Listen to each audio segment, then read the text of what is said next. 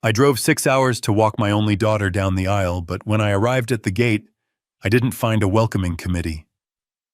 I found a security guard holding a laminated photo of my face with a thick red line drawn through it. Beneath my picture were 4 words that ended my fatherhood forever. Do not let in. I didn't scream. I didn't beg. I simply turned my truck around and made one phone call. 4 hours later, the lights went out, the music stopped, and my daughter realized that her perfect day had ended the moment she decided I wasn't good enough to be part of it. Before I tell you how I turned her wedding into a lesson she will never forget, please like this video and subscribe to the channel. Tell me in the comments if you have ever been ashamed of your family, or if your family has ever been ashamed of you. I want to know your story. My name is William Carter, though most people in this town just call me Bill. At 72 years old, I have hands that feel like sandpaper, and a face that looks like a roadmap of every construction site I have ever managed. To the outside world, I am just an old man in a 1998 Ford F-150 that rattles when it hits 40 miles per hour. To my daughter Sarah, I am an embarrassment, a stain on her perfectly curated image. It was a Saturday morning in June, the kind of day that feels like it was manufactured specifically for weddings. The sky was a piercing blue, the air was warm, and I was wearing the only tuxedo I owned. It was hanging in the back of my truck, wrapped in plastic, swaying gently with every bump in the road. I had bought it 20 years ago for an awards banquet, and it still fit, though perhaps a little tighter around the chest than it used to. I had spent the morning polishing my work boots because I refused to wear those shiny patent leather shoes that pinch your toes. I figured a little black shoe polish would hide the scuffs. I was driving toward Golden Oaks. It is the kind of resort where the grass is cut with scissors and the water in the fountains is dyed a supernatural shade of blue. It is the most expensive venue in the state. It costs $50,000 just to unlock the front doors. My daughter Sarah had told me the wedding was being paid for by her fiancé Jason. She told me Jason was a tech entrepreneur, a visionary, a man who moved mountains with his mind. She told me his family was American royalty. She lied. I turned off the main highway and onto the private drive lined with cypress trees. My old truck chugged and sputtered, a dinosaur entering a world of Teslas and Mercedes. I could see the valet stand ahead, staffed by young men in white jackets, who looked like they had never held a shovel in their lives. I felt a swell of pride in my chest. Not because of the luxury, but because my little girl was getting married. Despite the distance that had grown between us over the last few years, despite the missed calls and the short visits, I was still her father. I had a check in my pocket for $50,000. It was my wedding gift to her, a down payment on a house. Or so I thought. I pulled up to the security checkpoint. It wasn't a simple gate. It was a fortress of limestone and iron. A security guard stepped out of the booth. He was a large man wearing a uniform that was too tight with sunglasses that hid his eyes. He didn't look at me. He looked at my truck. He looked at the rust on the fender. He looked at the oil stain I was probably leaving on their pristine pavement. He raised a hand, palm out, stopping me before I could even roll down the window. I rolled it down anyway. The air conditioning in my truck had broken 3 years ago, and I was starting to sweat. Name, the guard barked. He didn't ask. He demanded. William Carter, I said, smiling. I am the father of the bride. The guard didn't check a list. He didn't look at a computer screen. He didn't smile back. Instead, he reached under his counter and pulled out a clipboard. He held it up to my face. Clipped to the board was a photograph. It was a picture of me taken from a distance, probably with a cell phone zoom. I was wearing my denim overalls, standing on the porch of my cabin, holding a wrench. It wasn't a flattering picture. But what drew my eye wasn't the photo itself. It was the thick red marker line slashed diagonally across my face, and the text written in bold, angry letters at the bottom. Banned. Do not admit. If cited, call police immediately. I stared at the image. My brain refused to process it. It was like looking at a foreign language. "There must be a mistake," I said, my voice calm, though my hands had started to grip the steering wheel so hard my knuckles were turning white. "I am Sarah's father, Sarah Carter, the bride." "There is no mistake, old man," the guard said. He leaned in closer, and I could smell the stale coffee on his breath. "I have strict orders from Miss Sarah and Mr. Jason. No construction workers, no hillbillies, and definitely no one driving a heap of junk like this. You are ruining the aesthetic." The aesthetic. That was the word he used. My presence, my existence was a blemish on the visual perfection of my daughter's day. "Turn around," the guard commanded, pointing back toward the highway. "Before you leak any more oil on my driveway. If you are not gone in 30 seconds, I am radioing the sheriff. And trust me, you do not want to spend the night in a cell at your age." I sat there, the engine of my truck idling with a rough, rhythmic thumping. I looked past the guard up the winding drive toward the main clubhouse. I could see the white tents set up on the lawn. I could see the florists carrying massive arrangements of white hydrangeas. I could see the life I had paid for, though they didn't know it yet. My phone buzzed on the passenger seat. I picked it up. It was a text message from Sarah. I opened it, hoping for an explanation, hoping for an apology, hoping that this was all a terrible misunderstanding, and she was texting me to ask where I was. The message was long, and it was cruel. "Dad, please don't make a scene. I saw your truck turning onto the road. Please just go home. Jason's parents are here, and they are elite. They are sophisticated people. If they see you, if they see that truck, if they see your rough hands and your cheap suit, it will destroy everything. You don't fit in this world, Dad. You never have.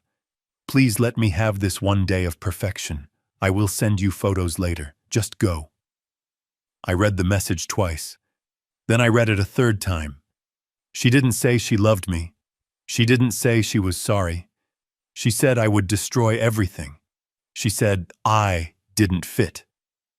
I looked at the guard. He was tapping his watch, a smug grin on his face. He enjoyed this. He enjoyed the power of turning away a man who clearly didn't belong. He thought he was the gatekeeper of paradise, protecting the beautiful people from the unwashed masses. I didn't argue. I didn't shout. I didn't try to explain that I had built the foundation this guard booth stood on 20 years ago. I didn't tell him that I knew the owner of this resort by his first name. I simply nodded. "Understood," I said. I put the truck in reverse. I backed up slowly, carefully. I turned the wheel, the tires crunching on the gravel. I drove back down the cypress-lined avenue, watching the white tents disappear in my rearview mirror. The drive home was silent. I didn't turn on the radio. I needed the silence to think. I needed the silence to process the fact that the little girl I had carried on my shoulders, the girl whose scraped knees I had bandaged, the girl I had put through college by working double shifts in the freezing rain, had just erased me from her life. I looked at my hands on the steering wheel. They were rough. They were stained with decades of oil paint and cement. Sarah was right about that. These hands were not sophisticated. These hands built things. These hands fixed things. But today, these hands had been rejected. My mind drifted back to a week ago. The memory was sharp and painful, like a stone in my shoe. Sarah had brought Jason to meet me for the first time. It was a surprise visit. I was at my cabin, a small wooden house on 3 acres of land near the river. It wasn't a mansion. It was a home. I had built it myself, plank by plank, after my wife Catherine passed away. It was my sanctuary. Jason had pulled up in a rented Porsche. He stepped out wearing a suit that cost more than my truck. He looked at my cabin with a sneer that he didn't bother to hide. "So this is the shack," Jason had said. He didn't say hello. He didn't shake my hand.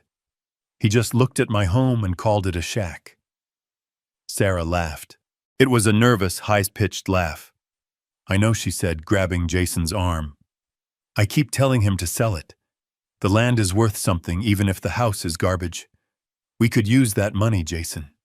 Imagine if we put it into your crypto project. Dad would finally be useful. I was standing right there. I was holding a tray of lemonade I had just made for them. I heard every word. Useful.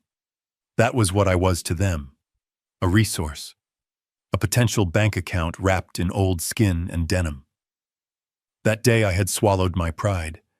I had served them lemonade. I had listened to Jason brag about his tech company, about his algorithms, about his future billions. I had listened to Sarah agree with everything he said, looking at him with eyes that were blind to his arrogance. Dad, Sarah had said before they left that day, about the wedding. We are keeping it small. Just close friends. Maybe it is better if you don't worry about the travel. It is a long drive for an old man. I had insisted. I told her I wouldn't miss it for the world. I told her I had saved up. I told her I wanted to be there. She had sighed. Fine. But please, Dad, try to look presentable. Now, driving away from the Golden Oaks, I realized that presentable was never the goal. The goal was invisibility. She wanted me to disappear. She wanted the money she thought I could provide by selling my home, but she didn't want the man who came with it. I reached into my pocket and pulled out the check for $50,000. It was a cashier's check, hard cash. I looked at it for a moment, then I tore it in half. Then I tore it in half again. I opened the window and let the pieces of paper fly out into the wind. They scattered like confetti along the highway. I wasn't sad anymore. The sadness had evaporated the moment I saw that red line across my face. What was left was something colder, something harder. It was the clarity of a man who examines a blueprint and realizes the structure is unsound. When a building has a rotten foundation, you don't paint over it. You don't try to patch it. You tear it down. I reached for my phone again. I wasn't going to call Sarah. I wasn't going to beg for entry. I scrolled through my contacts until I found the name I needed. Mr. Henderson. Henderson was my lawyer. But he was more than that. He was the keeper of my secrets. He was the man who managed the Carter Trust. See, Sarah and Jason made a fatal miscalculation. They judged me by my truck. They judged me by my overalls. They assumed that because I lived simply, I was simple.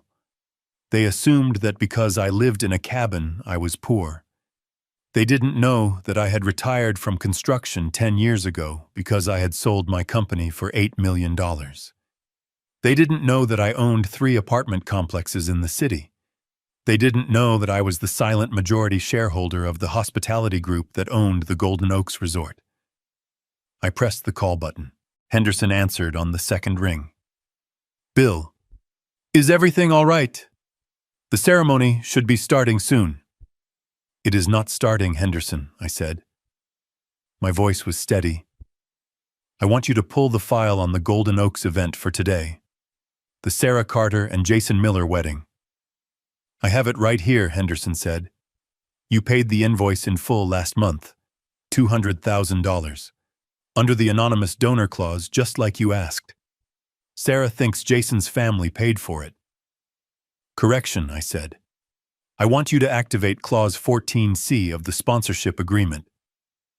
There was a pause on the line. I could hear Henderson shuffling papers. Clause 14C. Bill, are you sure? That is the immediate revocation clause. It states that funding can be withdrawn instantly if the benefactor is insulted, refused entry, or treated with indignity by the beneficiaries. It is the nuclear option. I am sure, I said. I was refused entry. I was banned.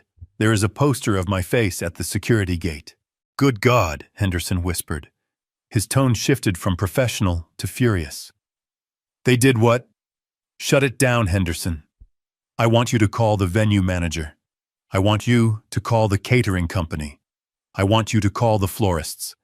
Tell them the credit card on file has been reported stolen. Tell them the funding is pulled. Tell them to stop everything. Right now. Bill, the wedding is in progress. The guests are seated. If we do this, it will be chaos, I know, I said. I looked at the road stretching out before me. Do it. And Henderson. Yes, Bill. Call the resort management. Tell them I want access to the security camera feed. If I can't be there to see my daughter's big day, I want to watch it from my iPad. Consider it done, Henderson said. I hung up the phone. I was 20 minutes from home. 20 minutes until I could pour myself a drink, sit in my favorite chair, and watch the house of cards collapse. They wanted a wedding without me.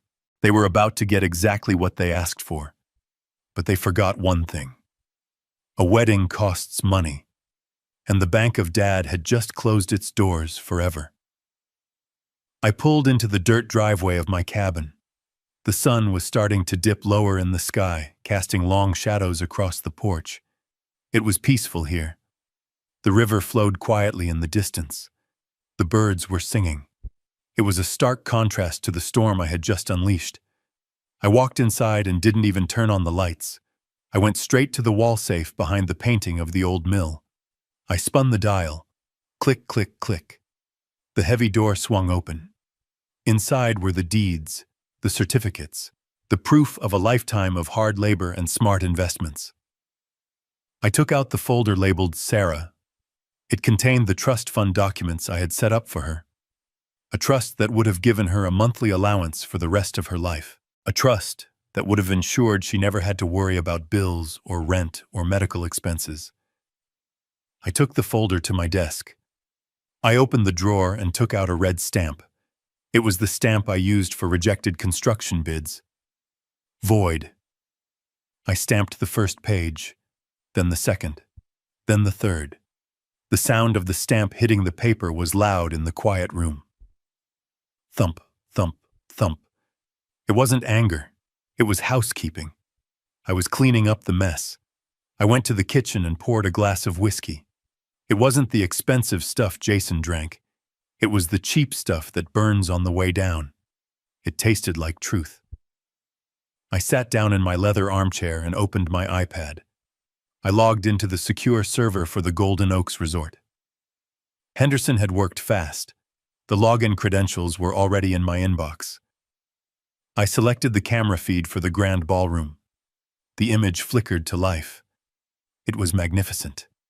Crystal chandeliers dripped from the ceiling. Tables were set with gold-rimmed plates and crystal glasses. Waiters were moving through the crowd with trays of champagne. I saw Sarah. She was standing near the head table looking radiant. She was laughing, holding a glass of wine, her other hand resting on Jason's arm. She looked happy. She looked relieved. She thought the problem me had been dealt with. I saw Jason. He was puffing out his chest, talking to a group of men, probably trying to sell them on some imaginary investment. He looked like he owned the place. I saw an older couple sitting next to them. A man in a tuxedo and a woman in a sequined gown. They looked distinguished. They looked wealthy. They must be the elite parents Sarah had told me about. I zoomed in. There was something odd about them. They didn't look at Jason with pride. They looked at their watches. They looked bored. They looked like they were on the clock. I took a sip of whiskey. Then it happened. On the screen, the massive crystal chandelier above the dance floor flickered. Once. Twice. Then it went dark. The music, which had been a soft orchestral swell, cut out abruptly with a screech of feedback. The room plunged into a twilight gloom lit only by the emergency exit signs and the few candles on the tables. I saw heads turn. I saw the confusion ripple through the crowd like a wheel. I saw Sarah's smile vanish. She tapped her microphone. Nothing. She looked around, her face twisting into a mask of irritation. Then a man in a dark suit walked onto the stage. I recognized him. It was Mr. Sterling, the general manager of the resort. He didn't have a microphone, so he cupped his hands around his mouth. I turned up the volume on my iPad. The security microphones were sensitive. I could hear the murmur of the crowd die down as Sterling began to speak. "Ladies and gentlemen," Sterling shouted, his voice echoing in the sudden silence. "I apologize for the interruption. However, we have just received notification that the funding for this event has been withdrawn. The credit line has been canceled by the account holder." I saw Sarah drop her wineglass. It shattered on the dance floor, red liquid splashing onto her white dress like a wound. "This is a private facility," Sterling continued, his voice devoid of sympathy. "Without payment, we cannot continue services. The kitchen has been closed. The bar is closed. We are asking all guests to please vacate the premises within 15 minutes. The room exploded into chaos. Sarah lunged at Sterling. I could hear her screaming, her voice shrill and panicked. "What are you talking about? My husband paid for this. Check the card again." Sterling held up a tablet. He showed her the screen. "The payment was made by the Carter Trust, ma'am. The authorization came from Mr. William Carter. He has reported the transaction as unauthorized use of funds and issued a stop payment order." I watched Sarah's face. The color drained out of it so fast, she looked like a ghost. "My father," she whispered. The microphone picked it up perfectly. "My father doesn't have any money. He lives in a shack." "I don't know about that, ma'am," Sterling said, stepping back to avoid her grasping hands. "I only know that the Carter Trust owns a significant portion of this resort, and Mr. Carter's word is law here. You have 14 minutes left." I took another sip of whiskey. The burn was good. This was just the beginning. The lights were out, but the real show was about to start. Sarah was about to learn that when you ban the man who built the foundation, the whole house comes crashing down. I stepped inside the cabin and let the heavy oak door click shut behind me. The silence was immediate and absolute. I did not reach for the light switch. I did not need to see the worn rug or the chipped paint on the walls to know where I was. I knew every inch of this floor because I had laid it myself 40 years ago. My eyes adjusted to the gloom, the moonlight filtering through the dusty blinds, casting long, jail bar shadows across the room.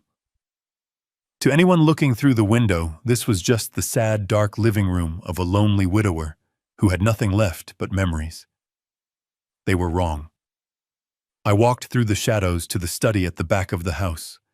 There was a painting on the far wall, a simple watercolor of the lake my wife Catherine had painted 3 months before she died. I moved it aside gently, my fingers brushing the frame with a habit born of grief. Behind it sat a Titan steel safe bolted directly into the load-bearing studs of the house.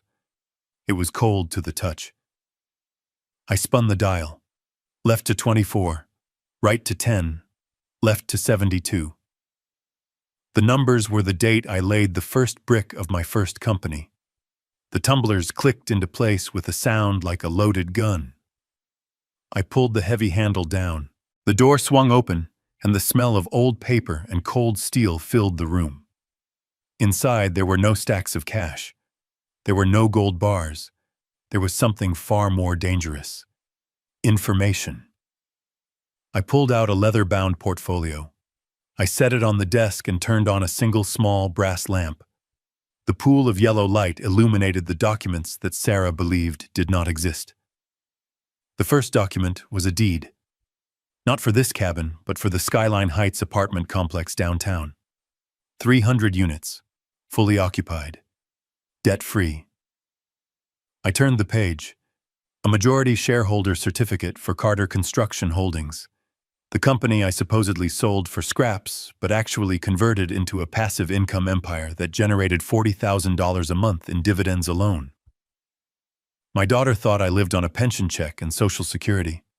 She thought the reason I drove a 20-year-old truck was that I couldn't afford a new payment. She never understood that wealth isn't loud. Wealth is quiet. Wealth is having the freedom to not care what a security guard thinks of your boots. Then I reached for the blue folder, the one that mattered tonight. I opened it. On the top was the invoice for the Golden Oaks Resort wedding package, $212,000, paid in full via wire transfer 3 months ago. At the bottom of the page was a signature line. It did not say Jason Miller. It did not say the Miller family. It was signed William Carter, and right next to it was the addendum I had insisted on. The privacy clause. It stated that the source of the funding must remain anonymous to the bride and groom unless a breach of contract occurred. I ran my thumb over the signature. Sarah had called me crying months ago, saying Jason's funds were tied up in overseas investments, and they needed a deposit to secure the date. She had lied. Jason didn't have funds tied up. He was broke. I knew because I had run a credit check on him the day they got engaged. I had paid for this wedding not because I was a fool, but because I wanted my daughter to have her dream even if she was marrying a nightmare. I had saved her from humiliation. I had covered her fiancé's lies. I had literally paved the road she was walking on today. And her thank you was a photo of my face at the security gate telling the world I was unwanted trash. I dug deeper into the safe and pulled out one last document. It was a commercial lease agreement. It was the master lease for the land the Golden Oaks Resort stood on. I had bought the acreage 30 years ago when it was just swamp and timber. I leased it to the resort management company on a 99-year term. I wasn't just the man who paid for the party. I was the landlord of the very soil Sarah was standing on right now. If I wanted to, I could technically evict the entire resort, though that would take months of court battles. But I didn't need to do that. I just needed to stop the music. I looked at the papers spread out under the lamp. They were proof of a life spent building, saving, and protecting. They were the legacy I had built for Sarah, and tonight she had rejected the builder but tried to keep the building. I looked at the clause again. Clause 14C, breach of conduct. It gave the benefactor the right to terminate the event immediately if the venue or the guests acted in a way that dishonored the donor. Banning the man who wrote the check was definitely a dishonor. I wasn't just an old man in a truck anymore. In this room, under this lamp, I was the institution. I was the bank. I was the CEO. And I was about to call in a debt that could not be paid. I closed the folder. The sound was final. It was the sound of a gavel hitting the block. It was time to make the call. I reached into the bottom drawer of my desk, past the old blueprints and the faded tax returns from 1999. My hand closed around a thick manila envelope that had been delivered to my doorstep 3 days ago via private courier. It had no return address, just a red stamp that read confidential. I had resisted opening it until now. A part of me, the part that was just a father who wanted to walk his little girl down the aisle, had wanted to believe the fairy tale. I wanted to believe that Jason really was the tech visionary Sarah claimed he was. I wanted to believe that she had found a partner who could provide for her the way I always had. But the builder in me, the man who knows that you never pour concrete until you have tested the soil, knew better. I had hired Reynolds, the best private investigator in the state, a month ago, when Sarah started asking me for large sums of cash to cover investment opportunities Jason had found. I pulled the tab on the envelope. The sound of the paper tearing was sharp in the quiet room. I slid the contents out onto the desk right next to the deed to the resort. It was a dossier. A thick stack of paper clipped together, smelling of toner and cold hard facts. The first page was a summary. A background check on one Jason Alexander Miller. I scanned the basic information. Date of birth, social security number, last known address. It wasn't the penthouse apartment Sarah had bragged about. It was a sublet in a transient neighborhood near the airport. Then I got to the employment history. Sarah had told me Jason was the CEO of a company called Nebulous Systems. She said they were revolutionizing the blockchain. She used words like synergy and disruption. I looked at the report. Reynolds was thorough. Occupation, unemployed. Previous employment, shift supervisor at a car rental agency, terminated for cause. Sales associate at a cell phone kiosk, quit after 3 months. There was no Nebulous Systems. There was no tech empire. There was just a website registered on a free domain host 3 months ago, populated with stock photos of people shaking hands in glass conference rooms. The CEO headshot wasn't even Jason. It was a model from a stock image library. I turned the page and felt a cold knot tighten in my stomach. The financial section. This was where the fairy tale turned into a horror story. Jason didn't have millions. He had debt. Massive, suffocating, life-ending debt. The report listed judgments from 3 different credit card companies totaling over $80,000. But that was the clean debt. That was the debt you handle in bankruptcy court. The next page listed the dirty debt. Reynolds had dug deep. He had found the gambling records, Atlantic City, online sports betting sites based in the Caribbean, underground poker rooms in the city. Jason was a gambler, and he was a bad one. Total estimated liabilities to unlicensed lenders, $540,000. I stared at the number. $500,000. This wasn't just bad money management. This was a death sentence. I realized with a jolt of clarity exactly what this wedding was. It wasn't a celebration of love. It was a fundraising event. Jason wasn't marrying my daughter because he cherished her. He was marrying her because he needed the cash gifts. He needed access to her credit score, which was still pristine thanks to my guidance. He needed a wife he could use as a shield against the people who break legs for a living. I flipped through the photos attached to the file. Grainy shots of Jason arguing with men in leather jackets outside a pool hall. Photos of him pawning a Rolex watch. Photos of him driving a rented Lamborghini, the same one he had driven to my house to mock me, and then returning it an hour later to avoid the extra mileage fees. He was a hollow man. A shell of ego and desperation painted over with a thin layer of arrogance. And my daughter, my smart, ambitious Sarah, had fallen for it, hook, line, and sinker. She had looked at his rented suit and his leased car and seen a prince. She had looked at my paid-for truck and my paid-for land and seen a peasant. I felt a surge of anger so hot it made my vision blur. I wanted to drive back to the resort, kick down the doors, and drag him out by his collar. I wanted to expose him right there in the middle of the dance floor. But then I turned the page to the section titled The Parents. This was the knife twist. This was the part that turned my anger into something freezing cold. Sarah had been so specific about Jason's parents. She had told me they were old money. The type of people who summer in the Hamptons and winter in Aspen. She said they were sophisticated, cultured, the kind of people who wouldn't understand a man like me. That was her justification for the sign at the gate. She was protecting their delicate sensibilities from the sight of her blue-collar father. I looked at the dossier. Reynolds had identified the couple sitting at the head table right now. The man was not an oil tycoon. His name was Gary. He was a retired high school drama teacher who did local commercials for car dealerships. I recognized him now. He was the guy who yelled about low financing rates on the local cable channel at 2 a.m. The woman was not a socialite. Her name was Linda. She was a former hostess who picked up extra work through a casting agency for distinguished seniors. Booking fee, $200 per hour plus meals. I leaned back in my chair, the leather creaking under my weight. The silence of the cabin felt heavy, pressing against my eardrums.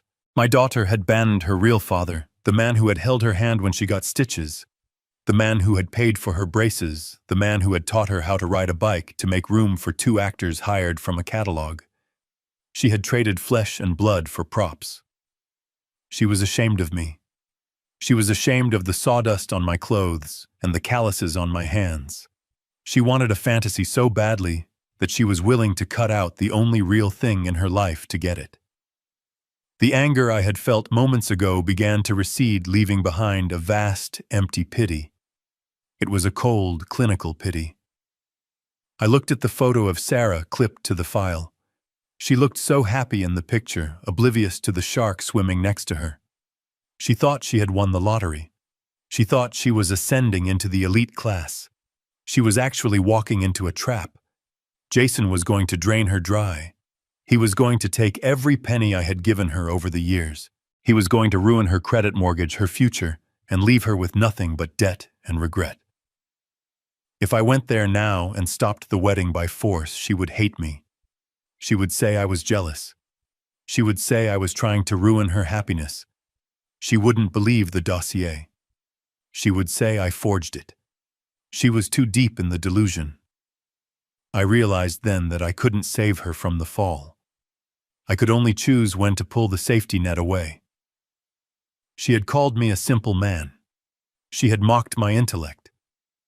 She thought she was smarter than me because she worked in marketing and I worked in dirt. But she couldn't see a con artist standing 3 feet in front of her. I picked up the photo of the fake parents again. Gary and Linda. They were probably eating the lobster thermidor I had paid for right now. They were drinking the vintage champagne I had authorized.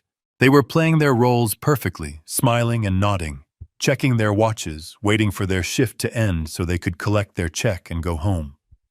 And Sarah. She was beaming at them, desperate for their approval, desperate to be accepted into a family that didn't exist. It was pathetic. It was the most tragic thing I had ever seen. My eyes moved to the bottom of the dossier where Reynolds had stapled a printout of Jason's text messages. He had managed to clone Jason's phone for a brief window. The texts were from yesterday. From Jason to a contact named Vinny, "Don't worry about the payment. The wedding is tomorrow." The old man gave her a fat check, plus the cash gifts. "I'll have your $50K by Monday. Just call off the dogs." From Sarah to Jason, I handled my dad. "He won't be coming. I told security to keep him out. I don't want him embarrassing your parents." From Jason to Sarah, "Good girl. We don't need that trash around us. We are building an empire, babe." Trash. That is what he called me. And she agreed. Good girl, he called her. Like she was a dog he had trained to bite the hand that fed her. I closed the dossier. The pity hardened into resolve. I wasn't just an excluded father anymore. I was the judge, and the verdict was guilty. She wanted to live in a fantasy, fine. I would let the fantasy play out until the lights went off. I would let her stand in the dark with her fake husband and her fake in-laws. I would let her feel the cold reality of the world she had chosen. I wasn't doing this to be cruel. I was doing this because it was the only lesson she would ever understand. You cannot build a life on lies. You cannot build a future on debt. And you certainly cannot build happiness by discarding the people who love you. I looked at the phone on my desk. It was time to make the call to Henderson. It was time to cut the power. It was time to show Sarah exactly what her empire was worth when the Bank of Dad stopped making deposits. I reached for the receiver. My hand was steady. I didn't feel like crying anymore. I felt like working. And tonight, my work was demolition. I was going to bring the whole house down, brick by fake brick. I picked up the receiver of the landline on my desk. It was an old, heavy black phone, the kind that feels like a weapon in your hand. I dialed Arthur Henderson's private mobile number. I didn't need to look it up. I had memorized it 20 years ago when he helped me navigate the zoning wars that allowed me to build the very resort where my daughter was currently celebrating her exclusion of me. The line rang once, twice, then a click. Bill Henderson's voice came through crisp and professional, though I could hear the faint hum of background noise. He was likely in his home office monitoring the situation, waiting for the other shoe to drop. He knew me too well to think I would just drive away into the sunset. "It is time, Arthur," I said. My voice didn't shake. It didn't waver. It sounded like it did when I used to call a foreman to tear down a framing job that wasn't up to code. Flat. Final. There was a pause on the other end. A long, heavy silence. "You want to execute Clause 14C?" Henderson asked. He didn't sound surprised, just resigned. He was a good lawyer. He knew that when a contract is breached, the remedy must be enforced. "Execute it," I confirmed. "But I do not just want the funding pulled. I want a complete facility lockout. We are moving from a sponsorship withdrawal to a hostile shutdown. I leaned forward in my chair, resting my elbows on the dossier of Jason's lies. Walk me through the kill switch, Arthur. I want to know exactly what is going to happen. Henderson cleared his throat. I could hear the rustle of papers. All right, Bill. I have the master control agreement for Golden Oaks open. As the majority shareholder of the holding company, you have executive override on all facility operations. Step 1 is the financial severance. I am logging into the merchant portal right now. I waited. I took a sip of whiskey. Done, Henderson said. The master account linked to the event has been frozen. The credit limit has been set to 0. Any further charges attempted by the venue staff for drinks overtime or incidentals will be declined instantly. The open bar tab is now a dead account. Good, I said. Now the infrastructure. I want the room dead, Arthur. I am contacting the facility manager Dave on the other line, Henderson said. His voice was typing as he spoke. I am issuing a code red override. This instructs the engineering team to isolate the power grid for the grand ballroom.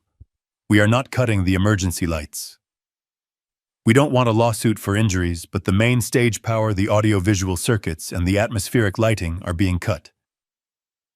How long, I asked. 90 seconds, Henderson replied. Dave is at the breaker panel. He is just waiting for my confirmation code. Give it to him, I said. And the sound. The sound system is on a separate loop, Henderson explained. We are remotely revoking the digital license for the DJ's interface. His console is going to lock up. The microphones will mute. The speakers will cut. Silence, Bill. Absolute silence. And the food, I asked. I paid $50,000 for a 5-course meal. I don't want Jason or his fake parents taking a single bite of the entree. The catering manager is getting the call now, Henderson said. The order is to cease service immediately. The waitstaff is being instructed to clear the tables. If the food hasn't been served, it stays in the warming ovens. If it is on the table, it gets bussed. The contract states that upon funding cancellation, all unconsumed inventory remains the property of the vendor. They aren't going to feed a party that isn't paying. I looked at the screen of my iPad. The party was still in full swing. Sarah was laughing. Jason was pouring champagne. They looked so secure, so untouchable. One more thing, Arthur, I said. The honeymoon suite. The presidential villa. Ah, Henderson said. The jewel of the resort. Lock it out, I ordered. I want their keycards deactivated. I want the reservation wiped from the system. I want security to flag their names. If they try to go up there tonight to hide or to sleep, or to consummate this farce of a marriage, I want the red light to flash on the door.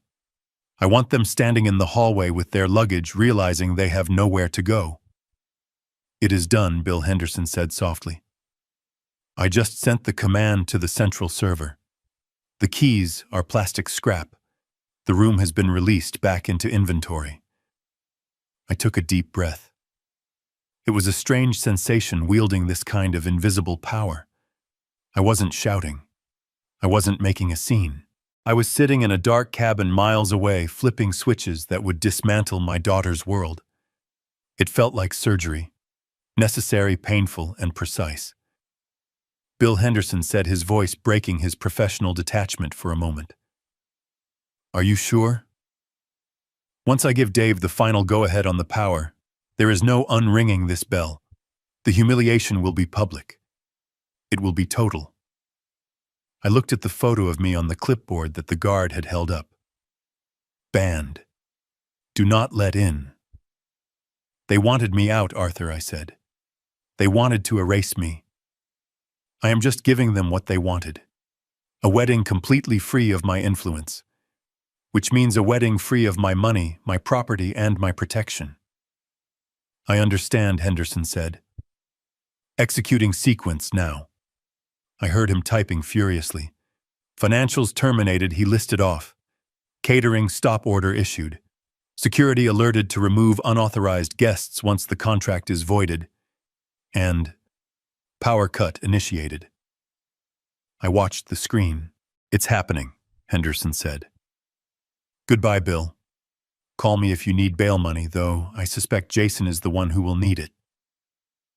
I hung up the phone. I stared at the iPad. The delay on the feed was only a few seconds. I saw the moment the order hit the system. I saw the chandeliers flicker. I saw the lights die. I saw the darkness swallow the room, leaving only the terrified faces illuminated by the flickering candles. It was done. The builder had pulled the cornerstone. Now I just had to watch the collapse. I poured another 2 fingers of whiskey into my glass and leaned closer to the iPad screen. The feed from camera 4 offered a panoramic view of the grand ballroom, a high-angle shot that made the guests look like chess pieces on a very expensive board. It was a scene of absolute manufactured perfection. The floral centerpieces were towering sculptures of white orchids and hydrangeas costing $300 a table. The linens were crushed velvet in a shade of champagne that Sarah had insisted was essential for the ambiance. The light from the crystal chandeliers refracted through the room, creating a shimmering golden haze that softened the edges of reality. It was beautiful. It was expensive. And it was entirely fraudulent. I zoomed in on the head table. There was Jason standing up holding a flute of Dom Perignon. Even through the digital feed, I could see the sheen of sweat on his forehead. He was in his element, or at least the element he desperately pretended to belong to. He was wearing a tuxedo that fit him a little too well, likely tailored within an inch of its life to hide the fact that he was a man crumbling under the weight of $500,000 in debt. He was gesturing expansively with his free hand, addressing a group of men at the adjacent table. These weren't friends. I recognized one of them. It was the local Lexus dealer. Jason wasn't celebrating his marriage. He was networking. He was pitching. I turned up the volume on the iPad. The ambient noise of clinking silverware and polite laughter filled my quiet cabin. I could catch snippets of Jason's voice, loud and brash, cutting through the murmur. "Blockchain integration," he was saying, pumping his fist slightly. "We are talking about a paradigm shift in how assets are liquidated. Nebulous Systems isn't just a company, gentlemen. It is a movement. You get in on the ground floor now, and in 6 months you are looking at a 10x return. Conservative estimate." He took a swig of champagne, not sipping it like a gentleman, but gulping it like a man who needed the liquid courage. He looked manic. His eyes darted around the room, scanning the exits, scanning the faces, perhaps looking for the debt collectors he knew were circling. But to the room, he was the picture of young, aggressive success. He was selling the dream, and everyone was buying it because the venue was so opulent, the wine was so good, and the lie was so pretty. Then the camera panned slightly to the left, and I saw Sarah. My heart didn't break. It had already broken at the gate. Now it just felt heavy like a stone sinking in mud. She looked radiant. Her dress was a Vera Wang custom design, silk and lace, costing more than my first car. She had her hand resting on the table, displaying the diamond ring Jason had bought on credit that was likely secured against her own social security number without her knowledge. She wasn't looking at Jason with love. She was looking at him with triumph. She was scanning the room, and her eyes soaking in the envy of her bridesmaids, the approval of the guests, the sheer magnitude of the event. She was smiling the smile of someone who believes they have pulled off the heist of the century. She had successfully exorcised her past. She had scrubbed away the blue-collar stain of her upbringing. There were no rough hands here. No old trucks. No embarrassing fathers in denim. Just gold crystal and the illusion of aristocracy. She turned to the woman sitting next to her, Linda, the actress, hired for $200 an hour. Sarah leaned in and whispered something, laughing softly. Linda laughed back, a practiced hollow sound, and patted Sarah's hand. It was a performance within a performance. Sarah was desperate for this woman's approval, desperate to be accepted by this fake matriarch of a fake dynasty. She was preening under the attention of a stranger she thought was her mother-in-law. It was excruciating to watch. It was like watching a child play house in a building that was on fire. I watched as a waiter approached the head table with a silver tray. He placed a plate of filet mignon in front of Jason. I knew that steak. It was Japanese A5 Wagyu, $80 a pound. I had approved the invoice myself. Jason picked up his knife and fork, sawing into the meat with an aggression that betrayed his nerves. He ate quickly, almost frantically, as if he was afraid someone was going to snatch the plate away before he could finish. Sarah took a delicate bite of her lobster. She looked around the room again, her gaze lingering on the empty chair at the back of the room where I should have been sitting. But she didn't look sad. She looked relieved. She raised her glass in a silent toast to herself.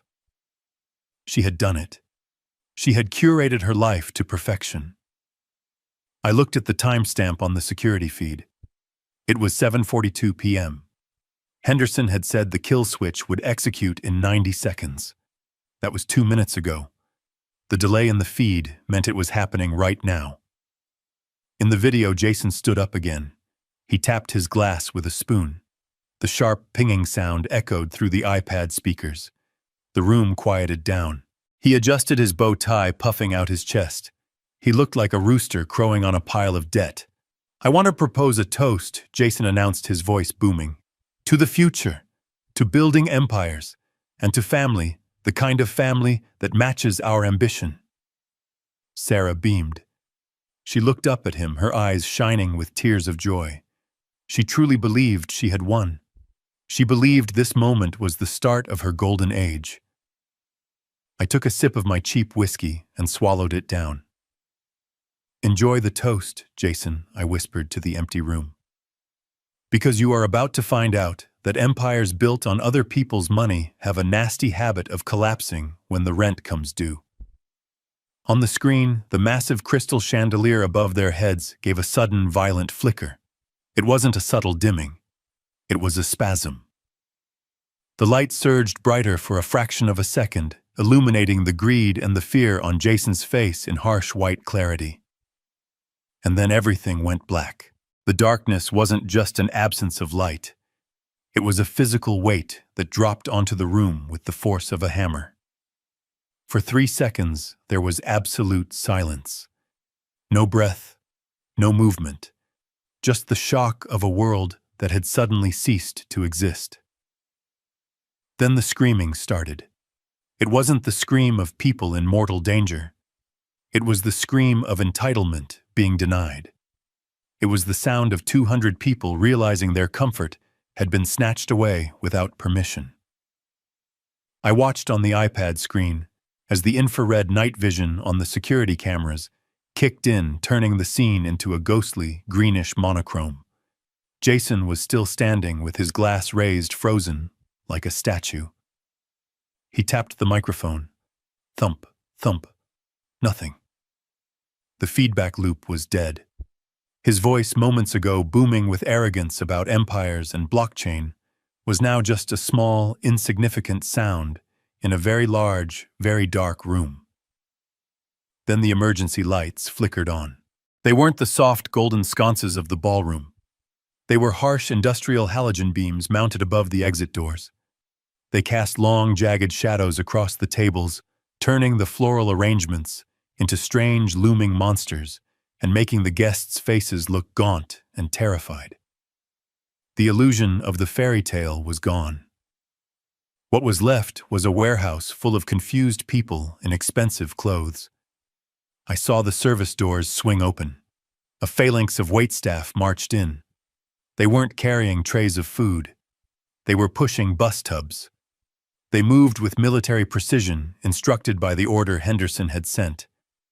They began clearing the tables immediately. I saw a waiter snatch a bottle of wine from a table before a guest could pour a second glass. I saw another slide a plate of untouched appetizers right out from under a bridesmaid's nose. The murmur of the crowd grew into a roar of indignation. What is going on? Where is the power? Why are they taking the food? Then the man I had been waiting for appeared. Mr. Sterling, the general manager, walked onto the center of the dance floor. He didn't need a microphone. He had the kind of voice that could cut through concrete. He held a tablet in one hand and a megaphone in the other, though he didn't raise it yet. He looked up at the head table directly at Jason and Sarah. "Ladies and gentlemen," Sterling shouted. The room quieted down, not out of respect, but out of confusion. "May I have your attention, please? This event has been terminated effective immediately." Sarah stood up so fast her chair fell over backward with a loud crash. She navigated through the gloom, her white dress looking gray in the emergency lighting. She rushed to the edge of the stage, looking down at Sterling with a mix of fury and disbelief. "Terminated!" she shrieked. Her voice cracked. "Are you insane? Do you know who we are? My husband paid for this entire night. Turn the lights back on right now, or I will sue you for every penny you have." Sterling didn't flinch. He didn't apologize. He looked at her with the weary expression of a man who deals with tantrums for a living, but finally has the authority to end one. "Mrs. Miller," Sterling said, his voice projecting clearly to the back of the room. "Your husband did not pay for this event. The invoice for the Golden Oaks Grand Package totaling $212,000 was paid by the Carter Trust." A ripple went through the crowd. I saw heads turn. People were whispering. "Carter, isn't that her maiden name?" Sarah froze. "The Carter Trust, that's my father. But that's impossible.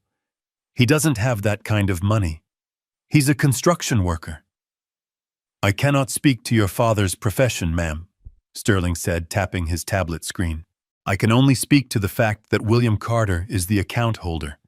And 10 minutes ago, Mr. Carter issued a formal stop payment order on all funds associated with this event, due to a breach of contract." "Breach of contract?" Sarah stammered. She looked back at Jason, who had slumped into his chair, his face buried in his hands. "What breach?" Sterling looked up at her, and even through the grainy camera feed, I could see the cold satisfaction in his eyes. "Clause 14C, Sterling announced to the room.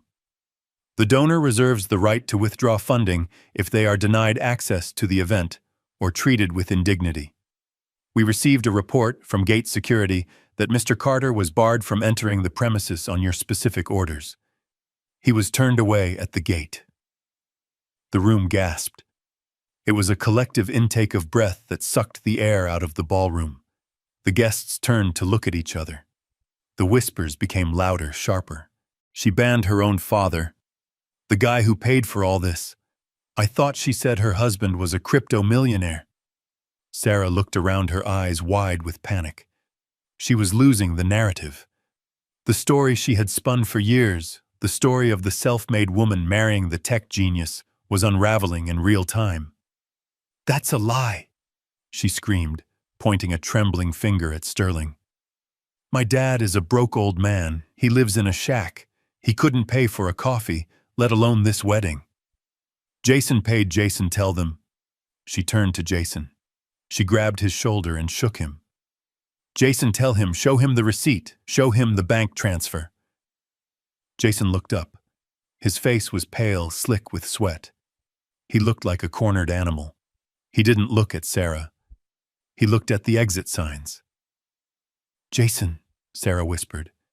The microphone on the head table had been cut, but the ambient mics caught her voice perfectly. "Why aren't you saying anything?" Jason stood up slowly. He adjusted his jacket, but his hands were shaking so bad he couldn't straighten the lapels. "There was a mix-up with the bank," Jason mumbled. "It was weak. It was pathetic. My funds are overseas. The transfer must have bounced. I told your dad to cover the deposit just in case." "The deposit?" Sterling laughed. It was a harsh, dry sound. "Mr. Miller, the Carter Trust paid the full balance 3 months ago. You haven't paid a dime. In fact, the credit card you put on file for incidentals was declined an hour ago for a $10 charge at the lobby bar." The humiliation was total. It was absolute. 200 people watched as the golden boy crumbled into dust. The man who claimed to be building empires couldn't even buy a cocktail. Sterling raised the megaphone now. He wasn't talking to Sarah anymore. He was talking to the crowd. "The kitchen is closed," Sterling announced, his voice amplified and distorted, echoing off the walls like the voice of doom. "The bar is closed.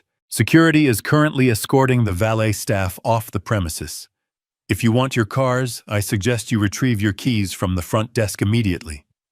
You have 10 minutes to vacate the property before we lock the main gates." The panic set in instantly. It wasn't the panic of danger. It was the panic of inconvenience. The elite guests, the people Sarah had so desperately wanted to impress, didn't rally around her. They didn't offer support. They scrambled. I watched as women in $5,000 gowns shoved past each other to get to the doors. I watched men in tuxedos shouting into their phones, calling their drivers, demanding to be picked up. The waiters continued their work, relentless and efficient. They stripped the tablecloths off the tables while people were still standing next to them. The sound of silverware crashing into bins was the soundtrack to the exodus. Sarah stood alone on the stage. Jason had vanished into the crowd, slipping away like a thief in the night. She looked at the empty tables. She looked at the half-eaten food being carted away. She looked at the darkness that surrounded her. She looked exactly like the little girl who used to throw tantrums in the grocery store when I wouldn't buy her candy. But this time, I wasn't there to pick her up. I wasn't there to smooth it over. I took a sip of my whiskey. It was warm now, but I didn't mind. The show wasn't over.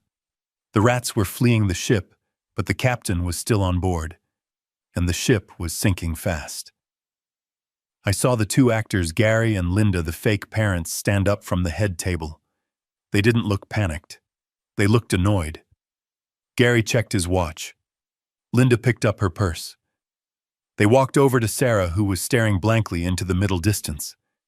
I turned up the volume. I didn't want to miss this.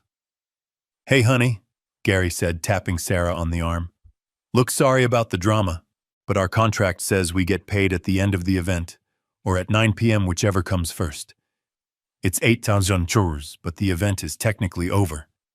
Sarah looked at him, her eyes unfocused. "What? The fee?" Linda said, her voice sharp. $200 an hour.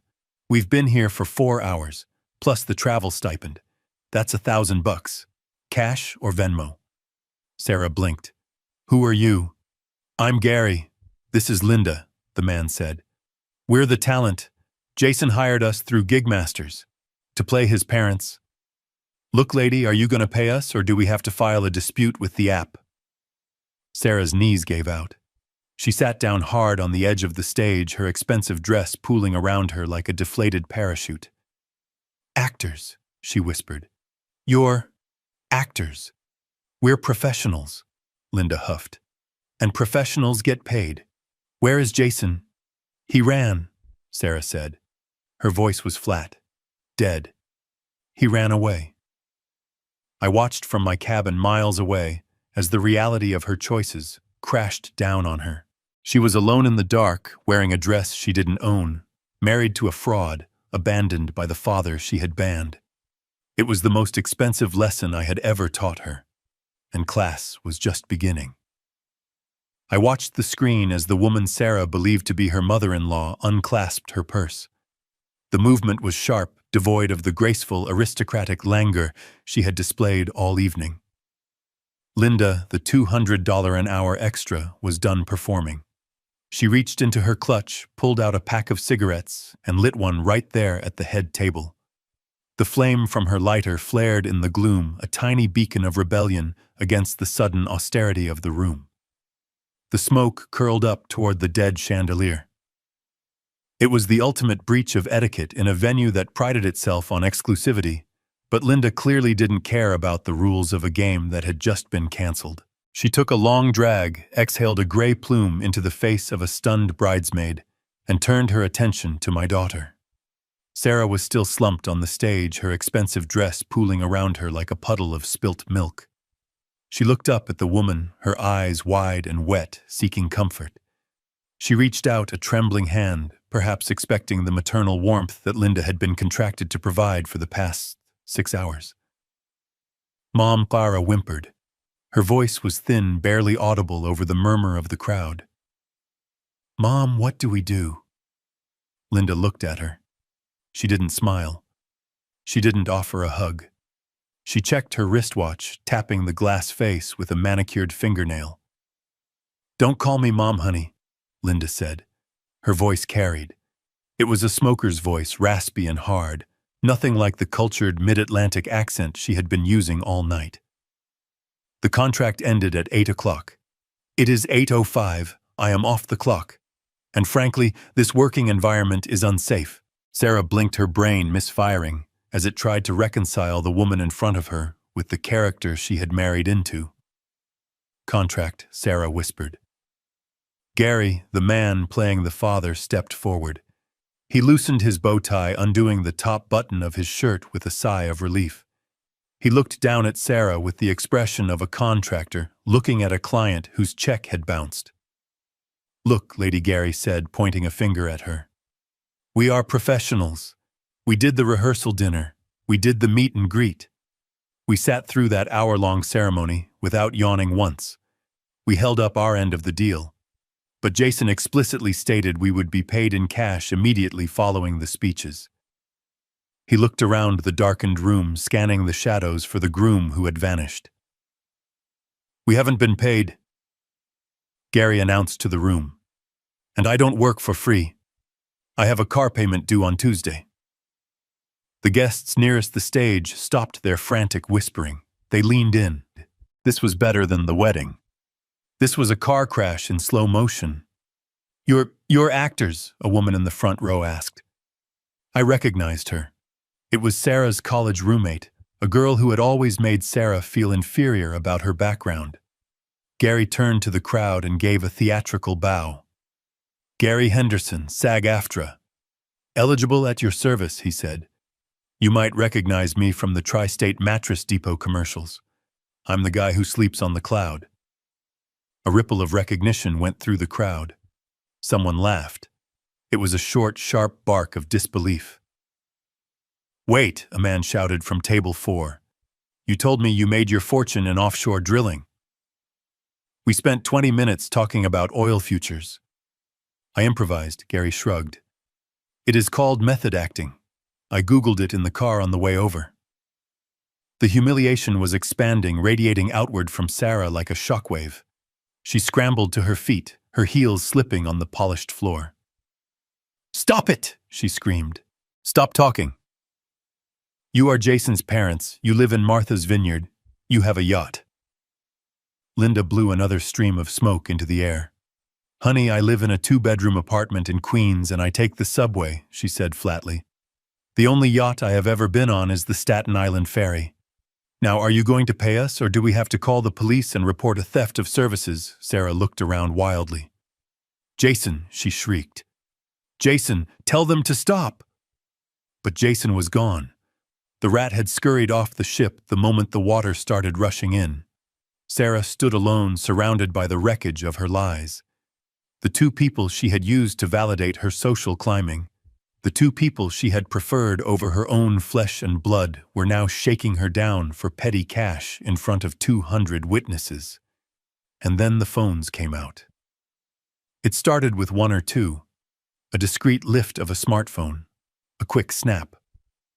But as the absurdity of the situation sank in, the floodgates opened. The guests, these people Sarah had curated so carefully, these friends she wanted to impress so desperately, turned on her. They weren't helping her. They were filming her. I watched on my screen as dozens of small, rectangular lights illuminated the darkness. They were like fireflies surrounding a dying animal. The flashes popped, blinding Sarah, freezing her terror in high definition.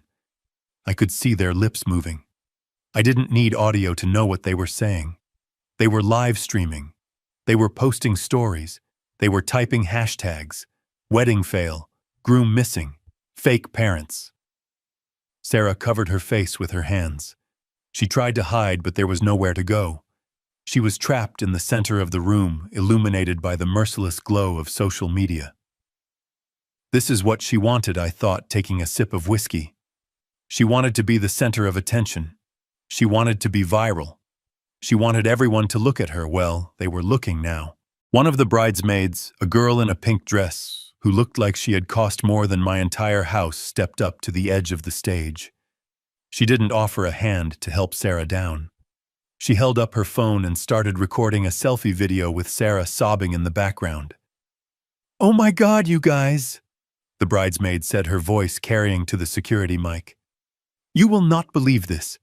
The groom is a fraud. The parents are paid actors, and the bride just got dumped at the altar because the checks bounced. This is literally the most insane thing I have ever seen." Sarah heard her. She lowered her hands. She looked at her friend. "Becky," Sarah whispered. "Please, don't." Becky didn't stop recording. She just pivoted to get a better angle of the fake mother smoking a cigarette. "This is gold," Becky said.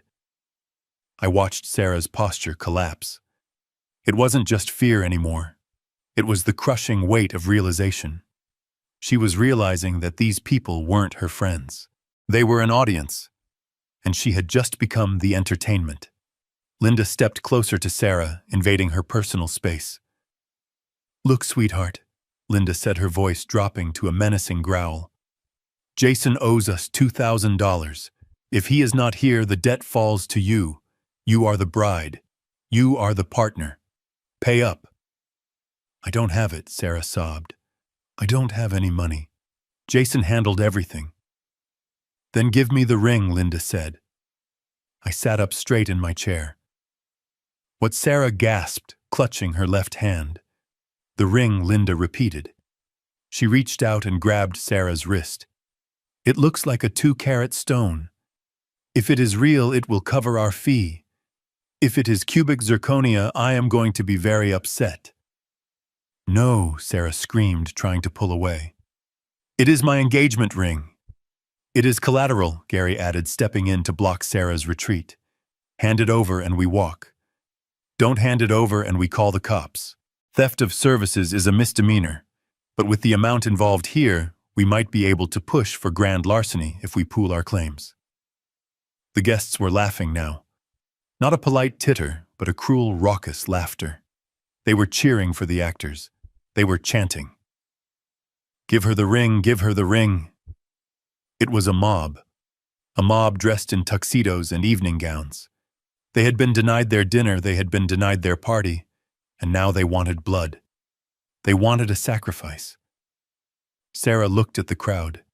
She looked at the faces of the people she admired, the people she had banned me to impress, and she saw nothing but mockery.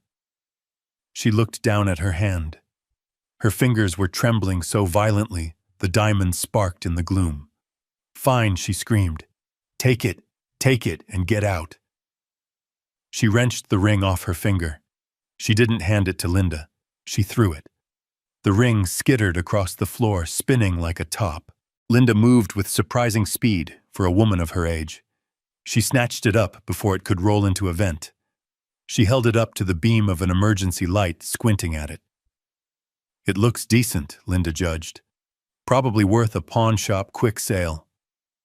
She looked at Gary. "We're good." "We're good," Gary said. He looked at Sarah one last time. He didn't say sorry. He didn't say goodbye. He just buttoned his collar, fixed his tie, and slipped back into the character of a man who had better places to be. "Pleasure doing business with you," he said. The two actors turned and marched off the stage, pushing their way through the crowd of jeering guests. They exited through the service doors, vanishing into the night, with the symbol of my daughter's marriage in a pocket next to a pack of cigarettes. Sarah stood frozen. She looked at her bare hand. The pale strip of skin where the ring had been was the only clean thing left on her. The guests began to filter out, their entertainment concluded. They didn't say goodbye to the bride. They walked past her as if she were a piece of furniture. I heard snippets of their conversations as they passed the microphones. What a disaster. I knew she was trash. Did you see the dad? Or the fake dad? Who even does that? Sarah sank to her knees on the dirty floor of the stage. The flowers were wilting in the heat of the unventilated room. The darkness was absolute now, save for the cruel spotlight of the exit signs. She was alone. Truly, completely alone. I reached for the bottle of whiskey. It was empty. Good, I thought. I didn't need to drink anymore. I needed a clear head for what came next. The destruction phase was over. The foundation had been blasted. The walls had crumbled. Now my daughter was sitting in the rubble. She pulled her knees to her chest and buried her face in her arms. Her shoulders shook. I watched her cry for a minute, 2 minutes, 5. She pulled her phone out of her dress pocket. I saw the screen light up her tear-streaked face. She dialed a number. My phone rang on the desk. I looked at the caller ID. Sarah. I didn't answer. I let it ring. Once, twice, 3 times, she needed to sit in the dark a little longer. She needed to understand that the man she had banned wasn't just a guest she could summon back when the party went wrong. I wasn't a backup plan. The ringing stopped. She lowered the phone. She looked at the screen confused. She wasn't used to me not answering. I had answered every call for 29 years. But tonight, the line was dead. She stood up shaky and unstable on her heels. She looked around the empty room one last time. She realized no one was coming to save her. Jason was gone. The fake parents were gone. The guests were gone. She had to walk out of there on her own 2 feet. I watched her take the first step off the stage. She stumbled, nearly falling, but caught herself on a chair. She kicked off her expensive shoes. She left them there, lying on the floor like dead birds. She started walking toward the exit barefoot. I closed the iPad cover. The screen went black. I knew where she was going. There was only one place left for her to go. I stood up and walked to the front door of my cabin. I unlocked it. But I didn't open it. I left the chain on. She was coming home. But home wasn't a refuge anymore. It was a checkpoint. And this time I was the one holding the list. The phone rang again. It was a shrill, desperate sound that cut through the quiet of my cabin. I looked at the caller ID glowing in the dark. Sarah. I let it ring 4 times. I wanted her to sit in that silence. I wanted her to feel the weight of the distance she had placed between us. On the 5th ring, I picked up. I didn't say hello, I just pressed the phone to my ear and waited. Dad Sarah screamed. Her voice was unrecognizable. It was raw, shredded by hysteria and confusion. Dad. What is happening? The manager says you cut the power. He says you own the trust. Tell them it is a mistake. Tell them to turn the lights back on. I took a slow breath. I looked at the screen where she was pacing back and forth in the dark, clutching her phone like a lifeline. It is not a mistake, Sarah, I said. My voice was calm. It was the voice of a man reading a weather report. I executed Clause 14C. I withdrew the funding. She laughed, a high-pitched, manic sound. You don't have any funding. You live in a shack. You drive a truck that barely runs. Jason paid for this, Jason and his family. Jason is gone, Sarah, I said. I watched on the screen as she spun around, looking at the empty shadows where her husband should have been. And his family. They were actors. Hourly employees. They left because their shift ended. That is a lie, she shrieked. You are jealous. You are trying to ruin me because I didn't invite you. You didn't just not invite me, Sarah, I corrected her. You banned me. I saw the photo at the gate. Do not let in. You treated me like a criminal. You treated the man who paid for your dress, your flowers, and your lobster dinner like trash. So I took the trash out. There was a silence on the line. Heavy. Suffocating. You paid, she whispered. Every penny I said. $212,000. Jason didn't pay a dime. His credit card was declined for a whiskey sour at the lobby bar an hour ago. He is broke, Sarah. He has been broke since the day you met him. No, she sobbed. No, he has millions. He has crypto. He has the company. He has debt, I said brutally. He has $500,000 in gambling debt. He married you for the cash gifts. He married you because he thought I had land he could sell. She was crying harder now, deep heaving sobs that shook her entire body. I watched her collapse onto a chair, pulling her knees to her chest. Dad, please, she whimpered. I am scared. It is dark. Everyone left. Jason isn't answering. Come get me, please. Bring the truck. I don't care about the truck anymore. Just come get me. I looked at the keys hanging by the door.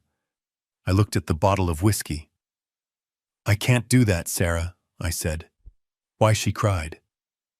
You are my dad, because I am banned, I reminded her. The security guard was very clear. If I show up, he calls the police.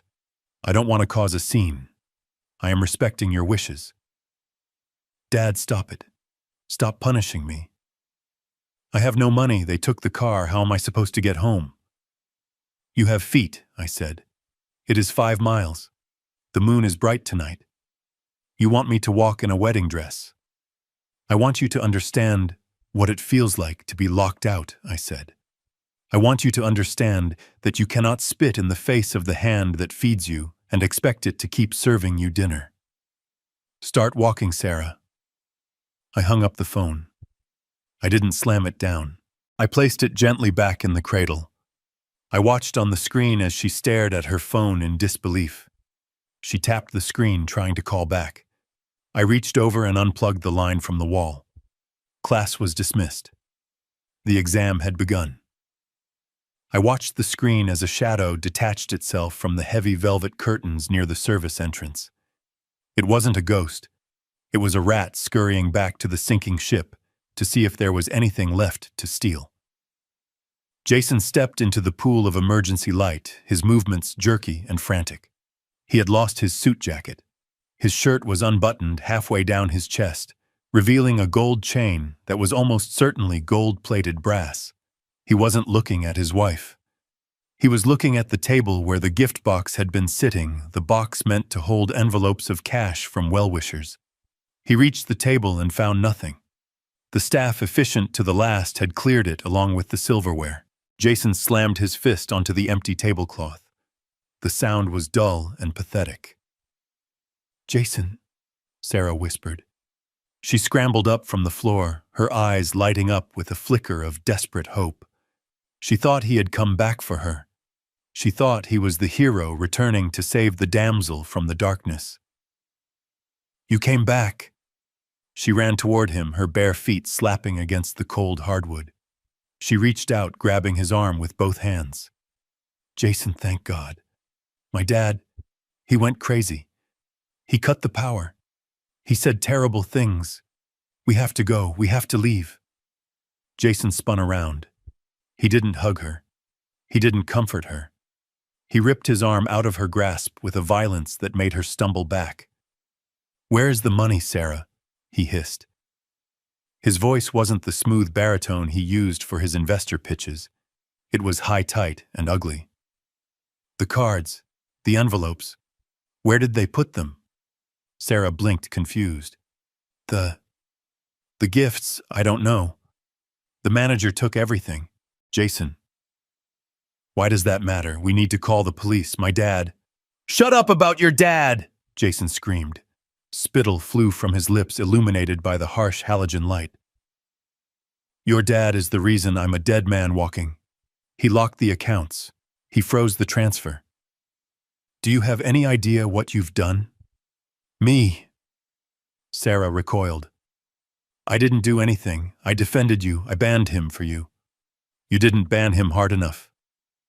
Jason advanced on her, backing her toward the edge of the dance floor. You told me he was a pushover.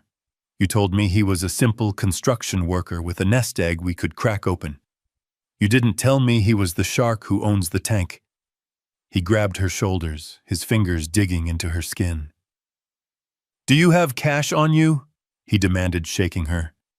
"In your purse in the bridal suite, I need 50,000, right now." 50,000, Sarah sobbed. "Jason, you're scaring me. Why do you need money? We're rich. You have the company." Jason laughed. It was a sound like glass breaking in a garbage disposal. "There is no company, you stupid cow," he spat. "There never was. It's a website. It cost me $12 to register the domain. I needed your credit score. I needed your dad's land. And now I have nothing because you couldn't keep your old man on a leash." I watched Sarah's face crumble. It wasn't just heartbreak. It was the total annihilation of her reality. The man she worshipped, the man she had placed on a pedestal above her own flesh and blood, was looking at her with pure, unadulterated hatred. You used me," she whispered. "I tried to use you," Jason corrected her. "But you turned out to be useless. You're just a broke girl with a rich daddy who hates her. You're a liability." Then on the edge of the camera frame, I saw movement at the rear service doors. The ones I had instructed Henderson to unlock remotely 3 minutes ago. 3 men stepped into the ballroom.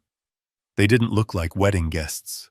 They wore leather jackets that were too heavy for the season and expressions that were too calm for the situation. They walked with the heavy planted steps of men who are used to walking through walls. I recognized the one in the middle. It was Vinny. The loan shark Reynolds had identified in the dossier. Jason saw them too. He froze. His grip on Sarah's shoulders tightened until she cried out in pain. "Jason," Vinny called out. His voice was casual, friendly even. It echoed through the empty cavern of the ballroom. "Leaving so soon? We haven't had a chance to toast the happy couple." Jason spun Sarah around, positioning her between himself and the men. He used my daughter as a human shield. "Vinny," Jason stammered, peering over Sarah's shoulder. "Look, there's been a mix-up. The wire transfer got flagged. Security protocol. You know how banks are. I'll have it Monday, first thing." Vinny kept walking. He didn't speed up. He didn't slow down. "Monday is a long way away, Jason," Vinny said. "And my associates get nervous over the weekend. We heard the wedding got canceled. We heard the money got pulled. That makes us think you might be planning a vacation." "No," Jason yelped. "No vacation. Look, she has it." He shoved Sarah forward, pushing her toward the men. "She's the one with the money," Jason shouted. "Her dad is William Carter. He owns this whole place. Take her, hold her for ransom. He'll pay, he loves her." Sarah stumbled, catching her balance just before she reached Vinny. She looked back at her husband with wide, horrified eyes. "Jason," she gasped. "What are you saying? Give them your jewelry." Jason screamed at her. "The necklace, the earrings, give it to them." It's fake," Sarah whispered, her hand going to her throat. "You told me it was vintage, but I took it to get cleaned. It's paste. You bought it at a kiosk." Jason's face twisted into a mask of pure fury. His last asset, his last bargaining chip, was worthless. He had conned himself. Vinny stopped 5 feet away. He looked at Sarah, shivering in her dress. He looked at the fake diamonds around her neck. He shook his head. "We don't want the girl, Jason," Vinny said calmly. "We want you. You signed the marker." Jason looked left. He looked right. He realized there was nowhere to go. The men were blocking the only exit he knew was open. Panic took over. The animal instinct of a trapped rat kicked in. He grabbed Sarah one last time. Not to hold her, not to save her. He grabbed the bodice of her dress and heaved. "Get out of my way!" he shrieked. He shoved her. He didn't just push her aside. He threw her. He put all his weight, all his fear, and all his failure into one violent motion. Sarah flew backward. Her feet, tangled in the layers of tulle and silk, couldn't find purchase on the slick floor. She went airborne for a fraction of a second, a white cloud suspended in the darkness. She crashed down onto the centerpiece of table 4, which the staff had placed on the floor during the cleanup. It was a massive arrangement of white roses and hydrangeas soaking in a vase of water. Sarah hit it with a sickening crunch. The vase shattered. Water splashed everywhere, mixing with the dirt from the overturned pot. She rolled off the debris and landed hard on the floor, her beautiful dress instantly soaking up the mud, the water, and the crushed petals. She lay there sprawled amidst the ruin of her perfection. White petals stuck to her wet hair. Her dress was torn at the shoulder. She looked like a fallen angel who had hit the ground too hard. Jason didn't look back. He used the distraction of her fall to bolt. He sprinted toward the kitchen doors, scrambling over chairs, knocking over a bus cart. "Get him," Vinny said softly. The two men flanking him moved. They were faster than they looked. They intercepted Jason before he could reach the swinging doors. One of them tackled him, sending him skidding across the polished wood. I watched as they hauled him up by his armpits. Jason was crying now, begging, promising, screaming. They dragged him out the back door into the night, where their car was waiting. Vinny looked at Sarah one last time. She was trying to push herself up, her hands slipping on the wet, flour-strewn floor. She was gasping for air, shock setting in. "Sorry about the mess, lady," Vinny said. "But you picked a loser." He turned and walked out, leaving Sarah alone in the center of the frame. I zoomed in on the camera feed. It was the image that would haunt me, but it was also the image that was necessary. Sarah was on her hands and knees. She was surrounded by broken glass and dying flowers. The white dress, the symbol of her vanity and her delusion, was ruined. It was gray, with dirty water, stained green with chlorophyll from the crushed stems. She lifted her head. Her makeup was running in black streaks down her face. She looked around the empty, silent room. "Daddy," she whispered. The microphone picked it up. It was a small sound, a broken sound. "Daddy, I'm hurt." I sat in my cabin. My finger hovered over the call button on my phone. Every instinct in my body screamed at me to go to her, to get in the truck, to drive through the gate, to pick her up and clean her off. But I pulled my hand back. If I picked her up now, she would never learn how to stand. If I cleaned her off, she would never understand the stain of her own choices. She had to sit in the flowers. She had to feel the cold water. She had to look at the wreckage she had invited into her life. This was the bottom, and she had to hit it alone. The security gates of Golden Oaks clicked shut with a mechanical finality that sounded like a prison door locking. But Sarah wasn't on the inside anymore. She was on the outside. The pavement where my truck had leaked oil that morning was now the starting line of her penance. She stood there for a long time under the yellow glow of the street lamp. I couldn't see her anymore. The resort cameras didn't reach the county road, but I knew exactly what she was looking at. She was looking at 5 miles of asphalt, gravel, and darkness. She was looking at a road she had traveled 1,000 times in the back of my truck, as a child complaining about the bumps. Now she had to feel every single bump against the soles of her feet. She took the first step. She was still wearing one shoe. The other had been lost somewhere in the lobby, kicked off in her frantic pursuit of a husband who had already abandoned her. She tried to walk with an uneven, limping gait, the remaining stiletto heel cracking against the tarmac, like a metronome counting down her misery. Click, scrape, click, scrape. After 100 yards, she stopped. She sat on the guardrail, the metal cold and damp against her skin. She unbuckled the remaining shoe and threw it into the ditch. It landed in the tall grass, a $1,000 piece of Italian leather, discarded like a fast food wrapper. Now she was barefoot. Her pedicure, a soft shell pink she had shown off on Instagram just yesterday, didn't stand a chance against County Road 9. The asphalt was old. It was rough, pitted with potholes and scattered with loose gravel. She started walking again. This time there was no clicking. There was just the soft, wet slap of skin on stone. A car approached from behind. I imagine she turned, waving her arms, the diamonds on her bracelet catching the headlights. She probably thought it was a guest. Maybe Becky. Maybe one of the groomsmen who had toasted to her eternal happiness an hour ago. The car didn't slow down. It swerved slightly to avoid the woman in the dirty white dress staggering along the shoulder, then accelerated. The wind from its passing whipped her hair across her face and sprayed gravel against her legs. They didn't see a bride. They saw a crazy woman walking alone in the dark. They saw trouble. She kept walking.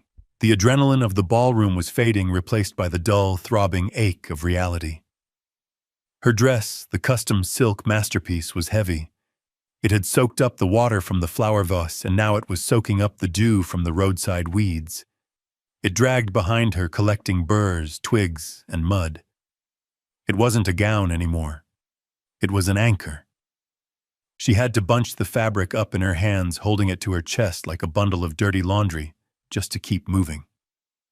Mile 2. The blisters would have started by now. Soft skin rubbing against rough pavement. The friction turning into heat, then into fluid, then into raw, exposed nerves.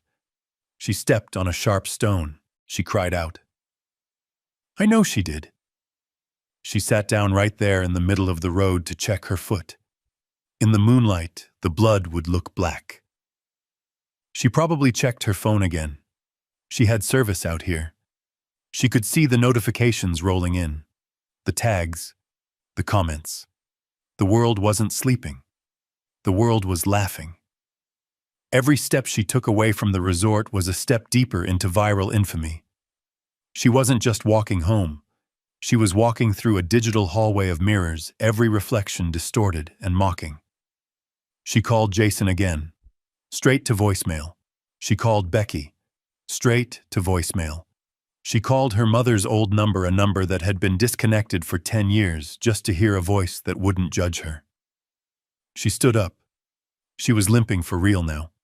The cold was setting in. The night air in the valley drops quickly. She was wearing thin silk in desperation.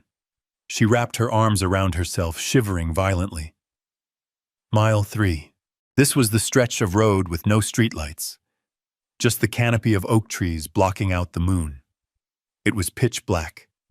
The sounds of the night, the crickets, the rustling in the bushes, the hoot of an owl would sound like monsters to a girl who had spent the last 5 years in the city. She was afraid of the dark. She always had been. I used to leave the hall light on for her. Tonight, the only light was the distant glow of my cabin, a tiny pinprick of yellow miles away. She started to run, a clumsy, hobbling jog. She wanted to get out of the dark. She wanted the safety of the place she had called a shack. The irony must have tasted like ash in her mouth. The luxury resort had kicked her out. The penthouse was a lie. The shack was the only roof left in the world that wouldn't charge her admission. She tripped. It was inevitable. Exhaustion, darkness, and uneven ground are a brutal combination. She went down hard on her hands and knees. The gravel chewed into her palms. She didn't get up immediately. She stayed there on all fours, gasping for air, vomiting up the emptiness in her stomach. She looked at her hands. They were scraped, bleeding, dirty. They looked just like my hands. She had spent her entire adult life trying to scrub the construction worker out of her DNA. She got manicures. She used expensive lotions. She wore gloves when she drove. But now, kneeling in the dirt, mixing her blood with the earth, she was exactly who she was trying to escape. She was a Carter. She was down in the mud. She pulled herself up. She was crying, a low, keening sound that had no audience but the trees. She didn't wipe her face. She just let the tears mix with the road dust streaking her cheeks. Mile 4. She could see the outline of my property line. The fence I had built. The gate she had driven past a week ago in a Porsche, laughing at its simplicity. Now that gate looked like the pearly gates of heaven. She dragged her feet. One step. Another. She was leaving a trail of bloody footprints on the asphalt. She was stripping away the layers of pretension with every agonizing yard. The entitlement was gone. The arrogance was gone. All that was left was survival. She reached the turnoff for my driveway. The gravel here was fresh, sharp. It must have felt like walking on broken glass. She saw the lights of the cabin. She saw my truck parked out front. The truck she hated. The truck she banned. She didn't look at it with disgust tonight. She looked at it with longing. She walked past the hood, her hand trailing along the rusted fender, needing something solid to hold onto. She stumbled up the 3 wooden steps to the porch. She stood in front of the door. She raised a hand that was shaking bloody and stripped of its diamond ring. She didn't knock. She collapsed against the wood, sliding down until she was a heap of ruined white silk on my welcome mat. She had walked 5 miles through hell to get back to the start, but she hadn't crossed the finish line yet. The door was locked, and I was on the other side waiting. I heard the thud of her body hitting the wood, followed by a low, guttural sob that vibrated through the doorframe. Then came the pounding. It wasn't a polite knock. It was the frantic, terrifying hammering of someone who knows the wolves are nipping at their heels. I stood on the other side of the oak door, my hand resting on the deadbolt. I could hear her breathing ragged and wet like a swimmer, surfacing from a near drowning. "Open the door," she screamed. Her voice was cracked raw from 5 miles of crying in the dark. "Dad, open the damn door." "It's me," I unlocked the deadbolt. The metal slide clicked back with a heavy mechanical snap. I turned the knob, but I didn't swing the door wide. I had engaged the security chain earlier, a thick link of hardened steel. The door opened 4 inches, just enough to see her, just enough for her to see me. The slice of her face visible through the gap was a portrait of ruin. Her hair was matted with mud and leaves. Her mascara had pooled into black bruises under her eyes. There was a cut on her cheek oozing blood that mixed with the road dust. She smelled of swamp water sweat and expensive perfume that had turned sour. She shoved her hand into the gap, trying to reach the chain, trying to force her way in. Her fingers were scraped and bloody, the manicure chipped away to jagged edges. "Let me in," she gasped, clawing at the air. "It's freezing. I'm hurt. Let me in right now." I didn't move to undo the chain. I stood there holding a glass of water I had poured but hadn't drunk. I looked at her fingers, grasping for purchase in a home she had mocked a week ago. "You can't come in, Sarah," I said. My voice was low. It didn't carry any anger. Anger is hot. This was 0 degrees. "What?" She stopped clawing. She put her eye to the crack, staring at me with a wild, disbelieving look. "What did you say?" "I said you can't come in," I repeated. "You made it very clear that I don't fit into your life. You put up a sign. You hired a guard. You drew a line. This threshold is that line. You stay on your side." She let out a sound that was half laugh, half scream. "Are you insane? I walked 5 miles. I'm bleeding. Jason left me. He stole everything. You ruined my wedding. You crazy old man. And now you're going to leave me on the porch." "I didn't ruin your wedding, Sarah," I said. "I just stopped paying for the lie. There is a difference." She slammed her shoulder against the door. The chain rattled but held. It was bolted into the frame with 3-inch screws. "I installed them myself." "You stopped paying," she shrieked. "You think that gives you the right to humiliate me? To verify my humiliation in front of everyone I know, Jason is going to sue you. He's going to take this shack and turn it into firewood." I took a sip of water. The coolness of it felt grounding. "Jason isn't going to sue anyone, Sarah," I said. "Jason is currently in the back of a black SUV explaining to a man named Vinny why he doesn't have $50,000. She froze. The mention of the name made her pause. "Vinny, who is Vinny? Vinny is a loan shark," I explained patiently, as if I were teaching her how to read a tape measure. He holds the note on Jason's gambling debts. $540,000, Sarah. That's what your husband owes. That's why he married you. He needed the cash gifts to buy another week of life.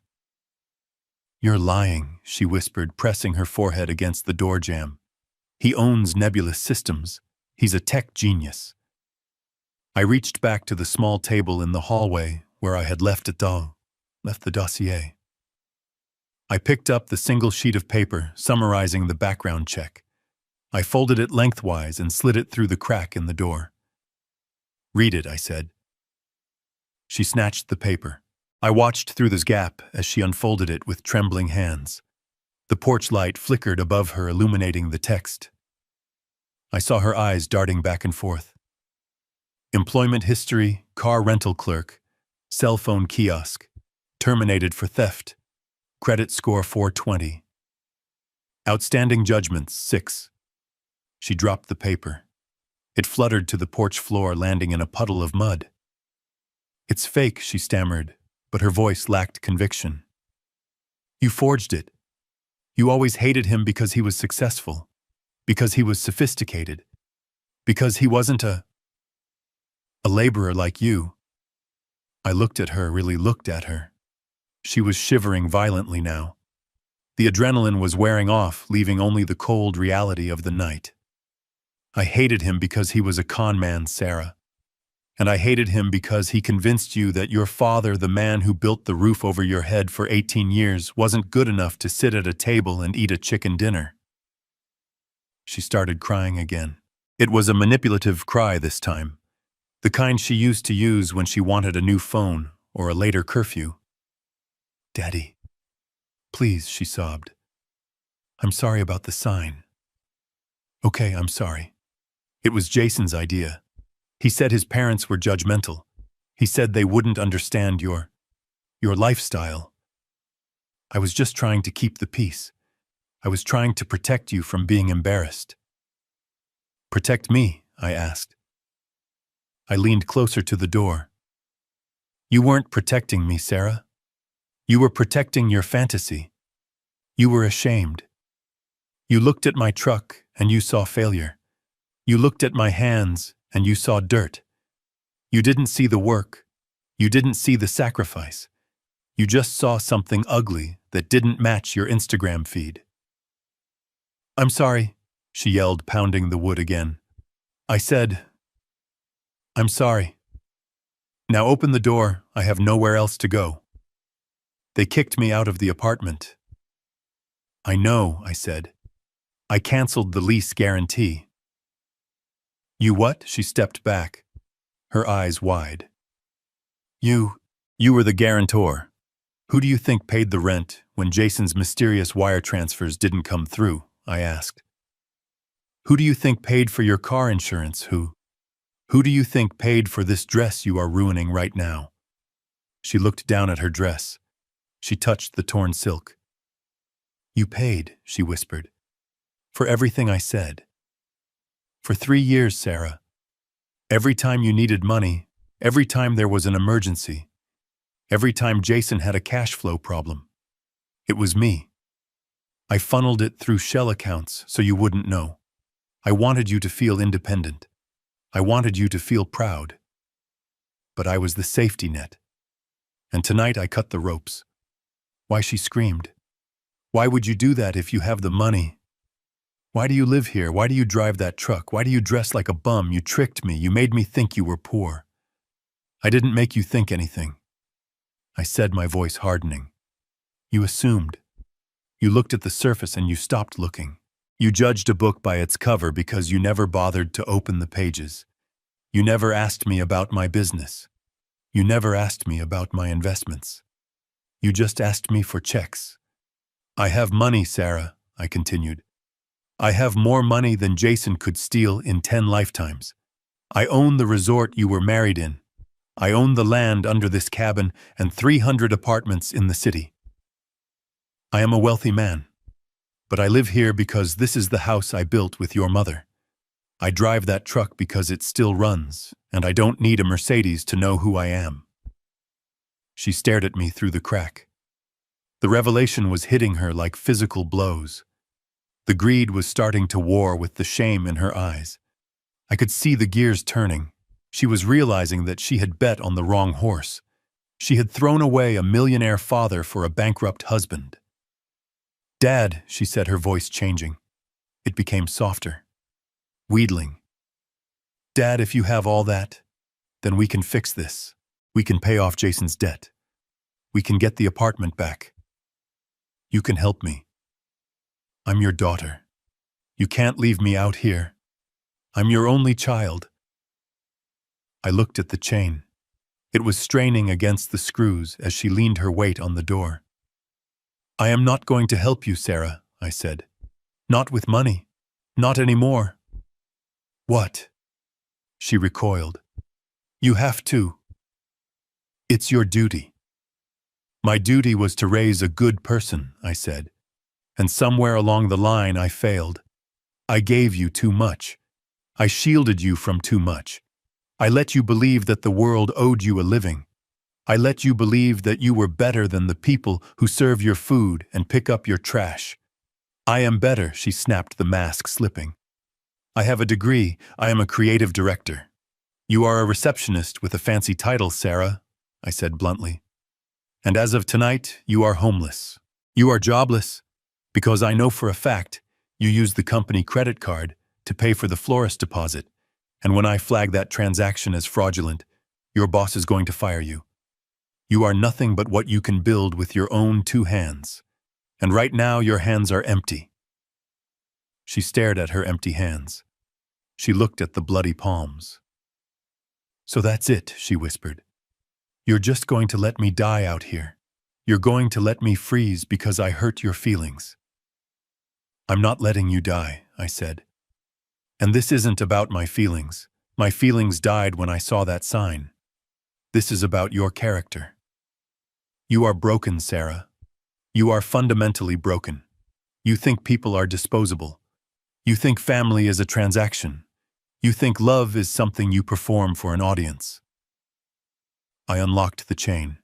She gasped, surging forward, ready to push the door open. I slammed my foot against the base of the door, stopping it cold. I held it there, my boot wedged against the wood. I looked her in the eye, inches away. "I'm not letting you in," I said. "If I let you in, you will take a hot shower. You will eat my food. You will sleep in your old bed. And in the morning, you will wake up and you will hate me again. You will hate me for seeing you like this. You will hate me for having the money you want. You will start plotting how to get it. You will learn nothing." "Then what do you want me to do?" she screamed, spit flying onto my face. "Where am I supposed to go?" I reached into my pocket and pulled out a key. It was a single silver key on a plain ring. I tossed it through the crack. It landed on the porch with a metallic ping. "That is the key to Unit 4B at the tenements on 4th Street, I said. "It's a studio apartment. It has a hot plate and a mattress. I paid the rent for 1 month. There is a bus pass on the counter and an application for a waitress job at the diner downstairs." "The tenements," she gasped. "That's the slums. That's where you grew up." "Exactly," I said. "That is where I started. That is where I learned that you don't get to eat if you don't work. That is where I learned that a man's worth isn't his suit, it's his word." "I am not living there," she shouted. "I am Sarah Carter. You are Sarah." "Nothing," I corrected her, "until you can prove otherwise." She looked at the key lying in the dirt. She looked at me. "I hate you," she hissed. "I hate you more than anything in the world." "I know," I said softly, "and that is why you can't come in, because you only love what I can give you. You don't love me." I stepped back. "Dad, wait," she cried, sensing the end. "Dad, please, it's dark, I'm scared, you should be," I said. "The world is a scary place when you don't have a daddy to pay the bills."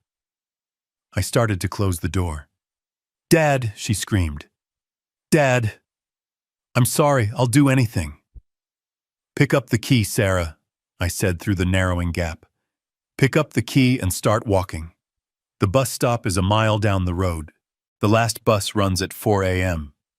You have time. But my feet, she sobbed. They'll heal, I said. Feet get tough when you use them. I am not being cruel, Sarah, I said, looking at her one last time. Her face was a mask of tragedy lit by the porch light. I am teaching you the lesson you missed 10 years ago. I am teaching you how to survive without a safety net. I am giving you the only gift I have left to give. I am giving you a bottom. I slammed the door. I threw the deadbolt. I slid the chain back into place. I heard her scream. It was a sound of pure, impotent rage. She pounded on the door for another 10 minutes. She cursed me. She cursed Jason. She cursed the world. Then silence. I waited. 5 minutes. 10. I heard a scuffling sound on the porch. Then the sound of slow, limping footsteps walking away. I went to the window and peered through the blinds. She was walking down the driveway. She was holding her dress up with one hand. In the other hand, clutched tight like a weapon, was the silver key. She was heading toward the road, toward the bus stop, toward the bottom. I turned off the porch light. The lesson had begun. I parked my truck across the street from the tenement building on 4th Street and waited in the dark cab. I had driven the back roads, taking the shortcut I knew from my days as a framing contractor, beating Sarah there by 20 minutes.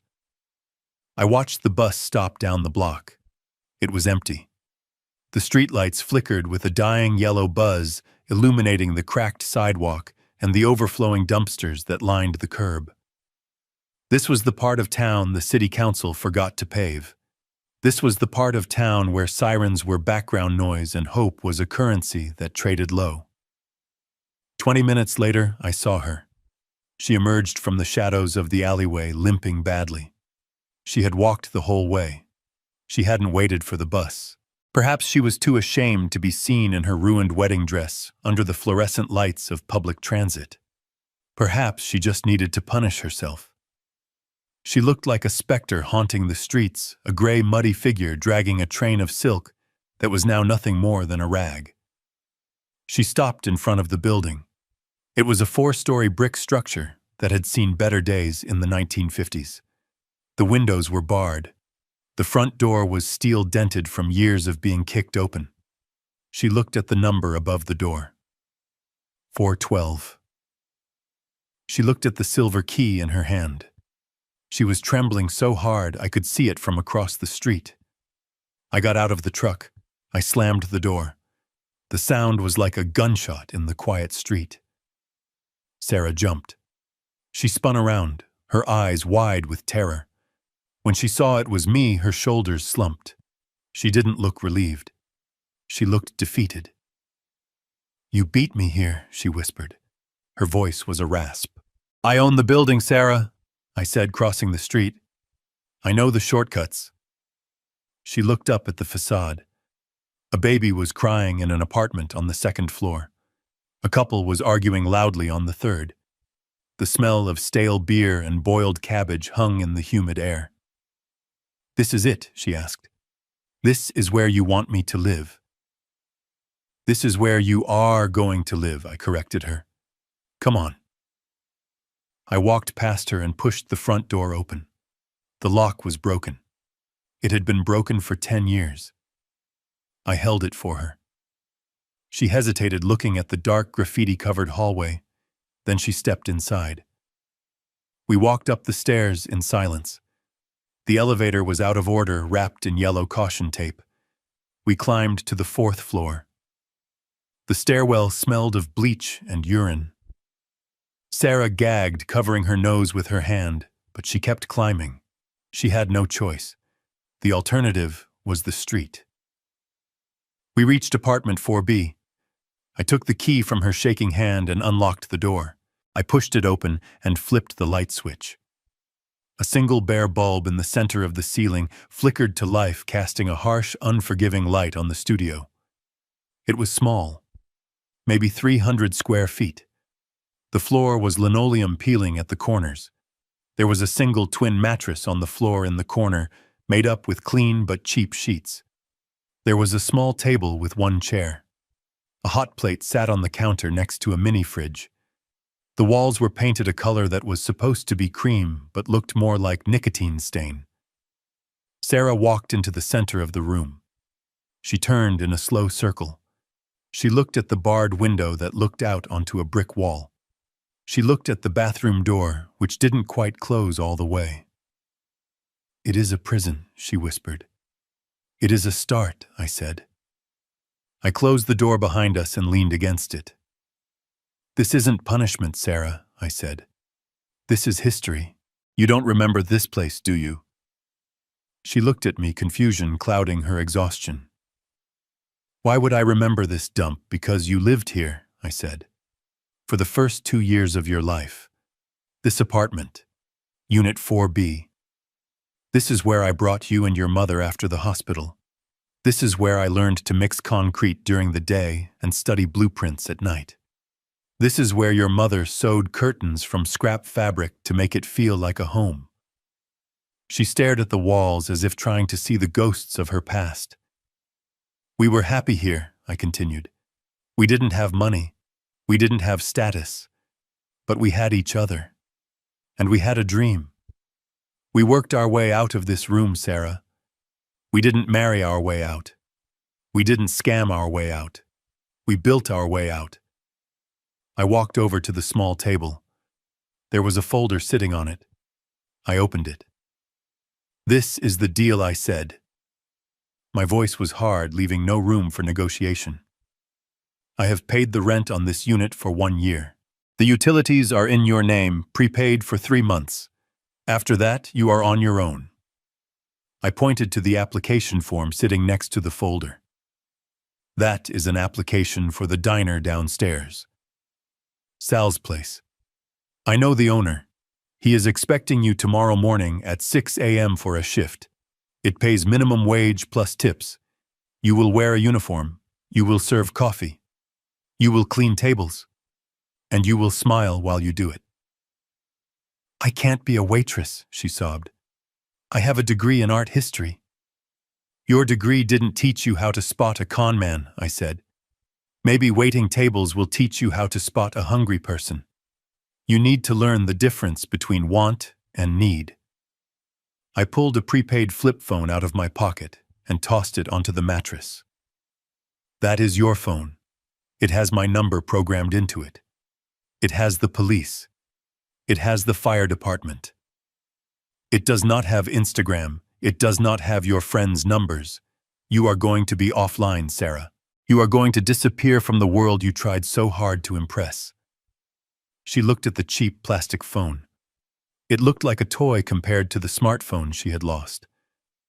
"And if I say no," she asked, her voice trembling. "If I leave?" "Then you leave," I said. "The door is unlocked. But if you walk out that door, Sarah, you are walking out of my life forever.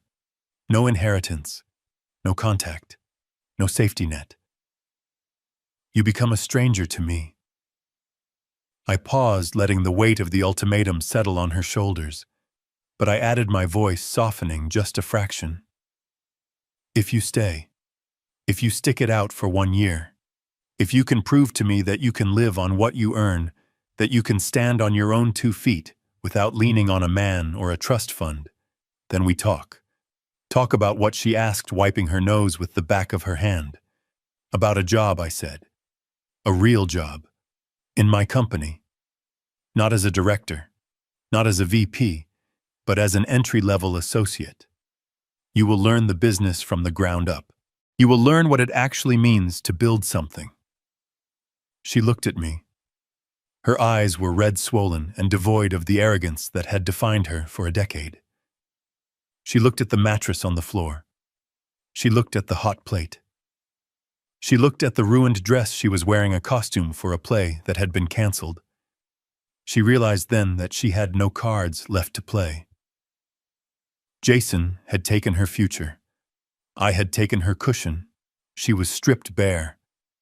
I watched the fight go out of her. Her shoulders dropped. Her head bowed. "Okay," she whispered. What I asked. I wanted to hear it. Okay, she said louder. I'll stay, I'll do it. Good, I said. I walked to the door. I placed my hand on the knob. There are clothes in the closet, I said. I went to Target. Jeans, t-shirts, work shoes. Get out of that dress, Sarah. Burn it.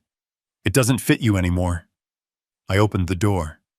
Dad, she called out. I stopped, but I didn't turn around. Yeah. Did you really ban yourself? She asked. Did you really put that sign up? I looked at the dark hallway. No, Sarah, I said. You put the sign up. I just enforced it.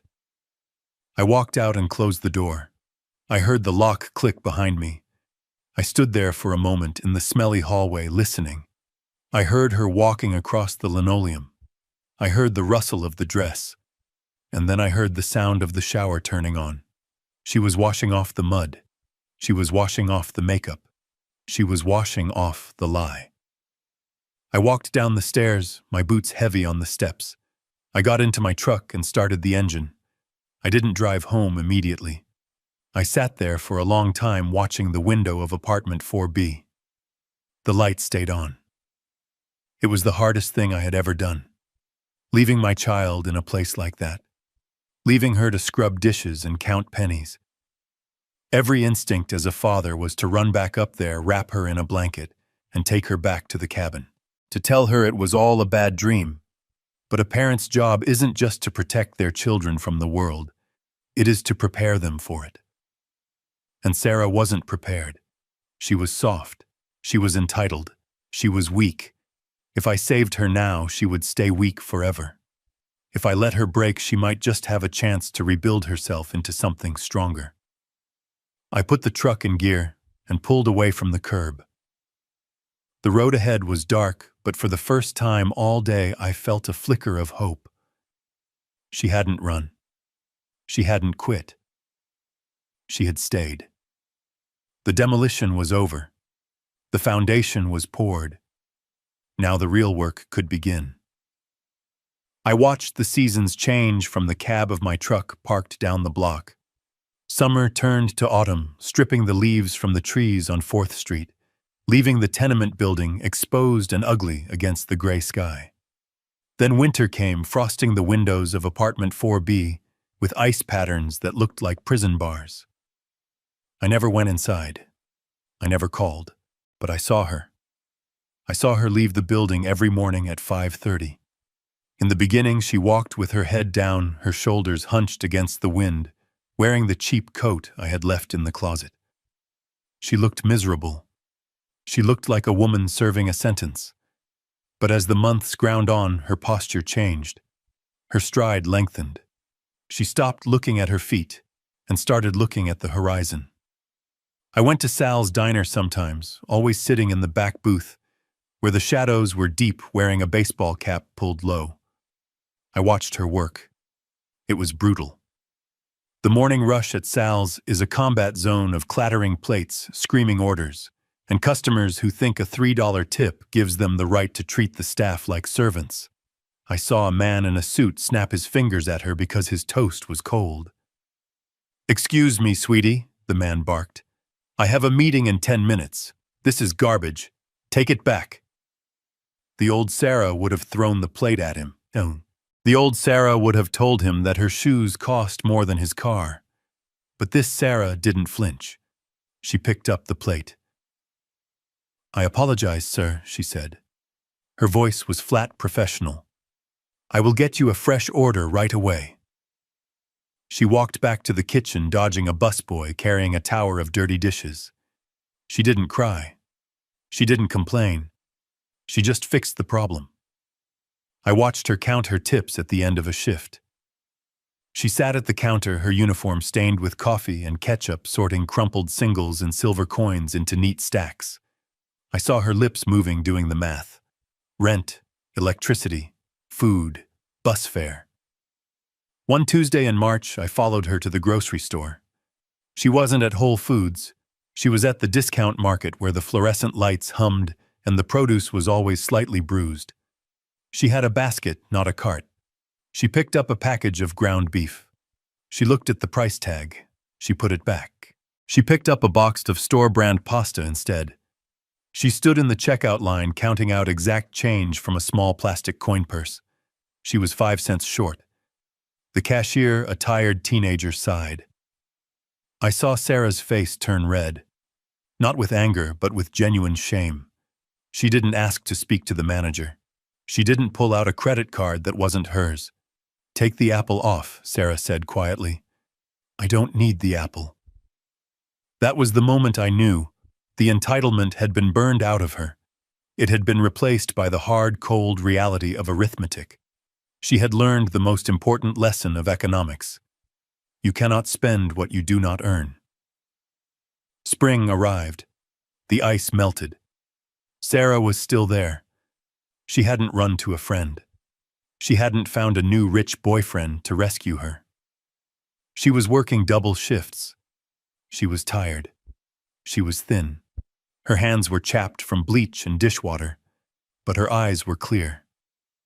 The frantic, desperate look of the girl on my porch was gone. In its place was the steady gaze of a woman who knows she can survive the dark. Exactly 1 year to the day after the wedding, I walked into Sal's diner at 10 in the morning. The breakfast rush was over. The place smelled of bacon grease and sanitizer. I didn't sit in the back. I sat at a booth by the window. The bell on the door chimed. Sarah was behind the counter wiping down the pie case. She looked up. She froze. The rag in her hand stopped moving. She looked at me.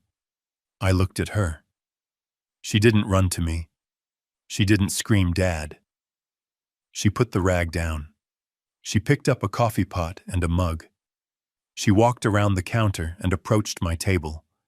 She poured the coffee. Black, no sugar. Just the way I take it. "Hello, Dad," she said. Her voice was steady. "Hello, Sarah," I said. She put the pot down. She pulled a pad of paper from her apron pocket. "What can I get you?" she asked.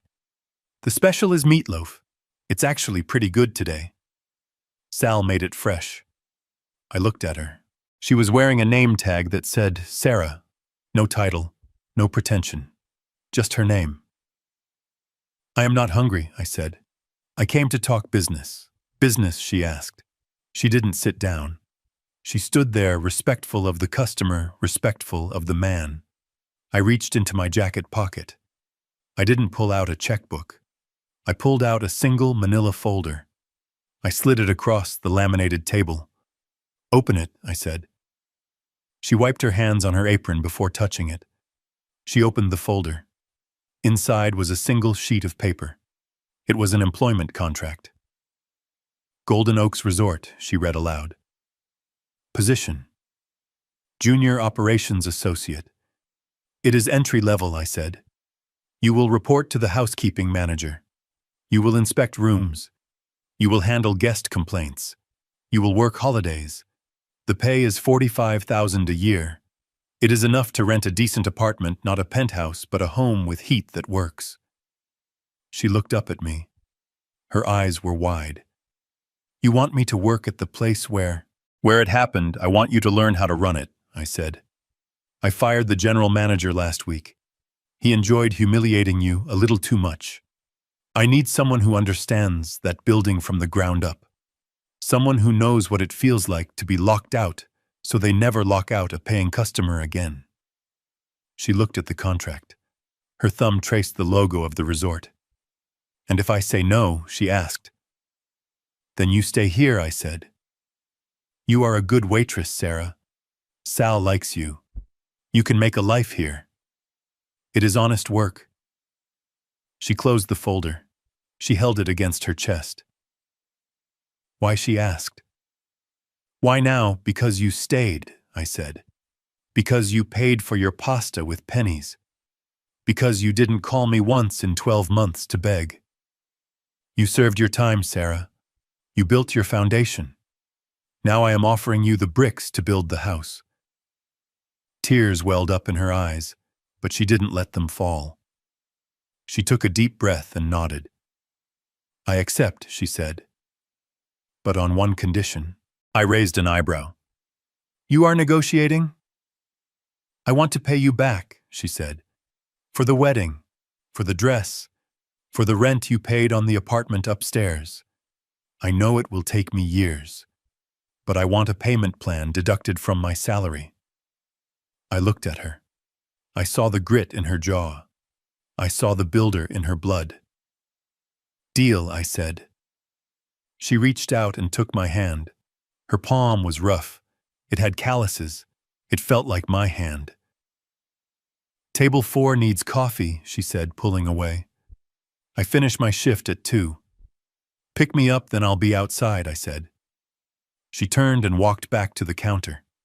She didn't strut. She walked with purpose. I watched her go. I took a sip of the coffee she had poured. It was hot. It was strong. It was the best cup of coffee I had ever tasted. The sign at the gate was gone. The ban was lifted. My daughter was coming home. Not as a princess, but as a partner. And that was worth more than all the gold in the world. We live in a world obsessed with filters and facades, where we often mistake the packaging for the gift. Sarah chased a golden illusion and nearly lost the real treasure, the unwavering strength of family.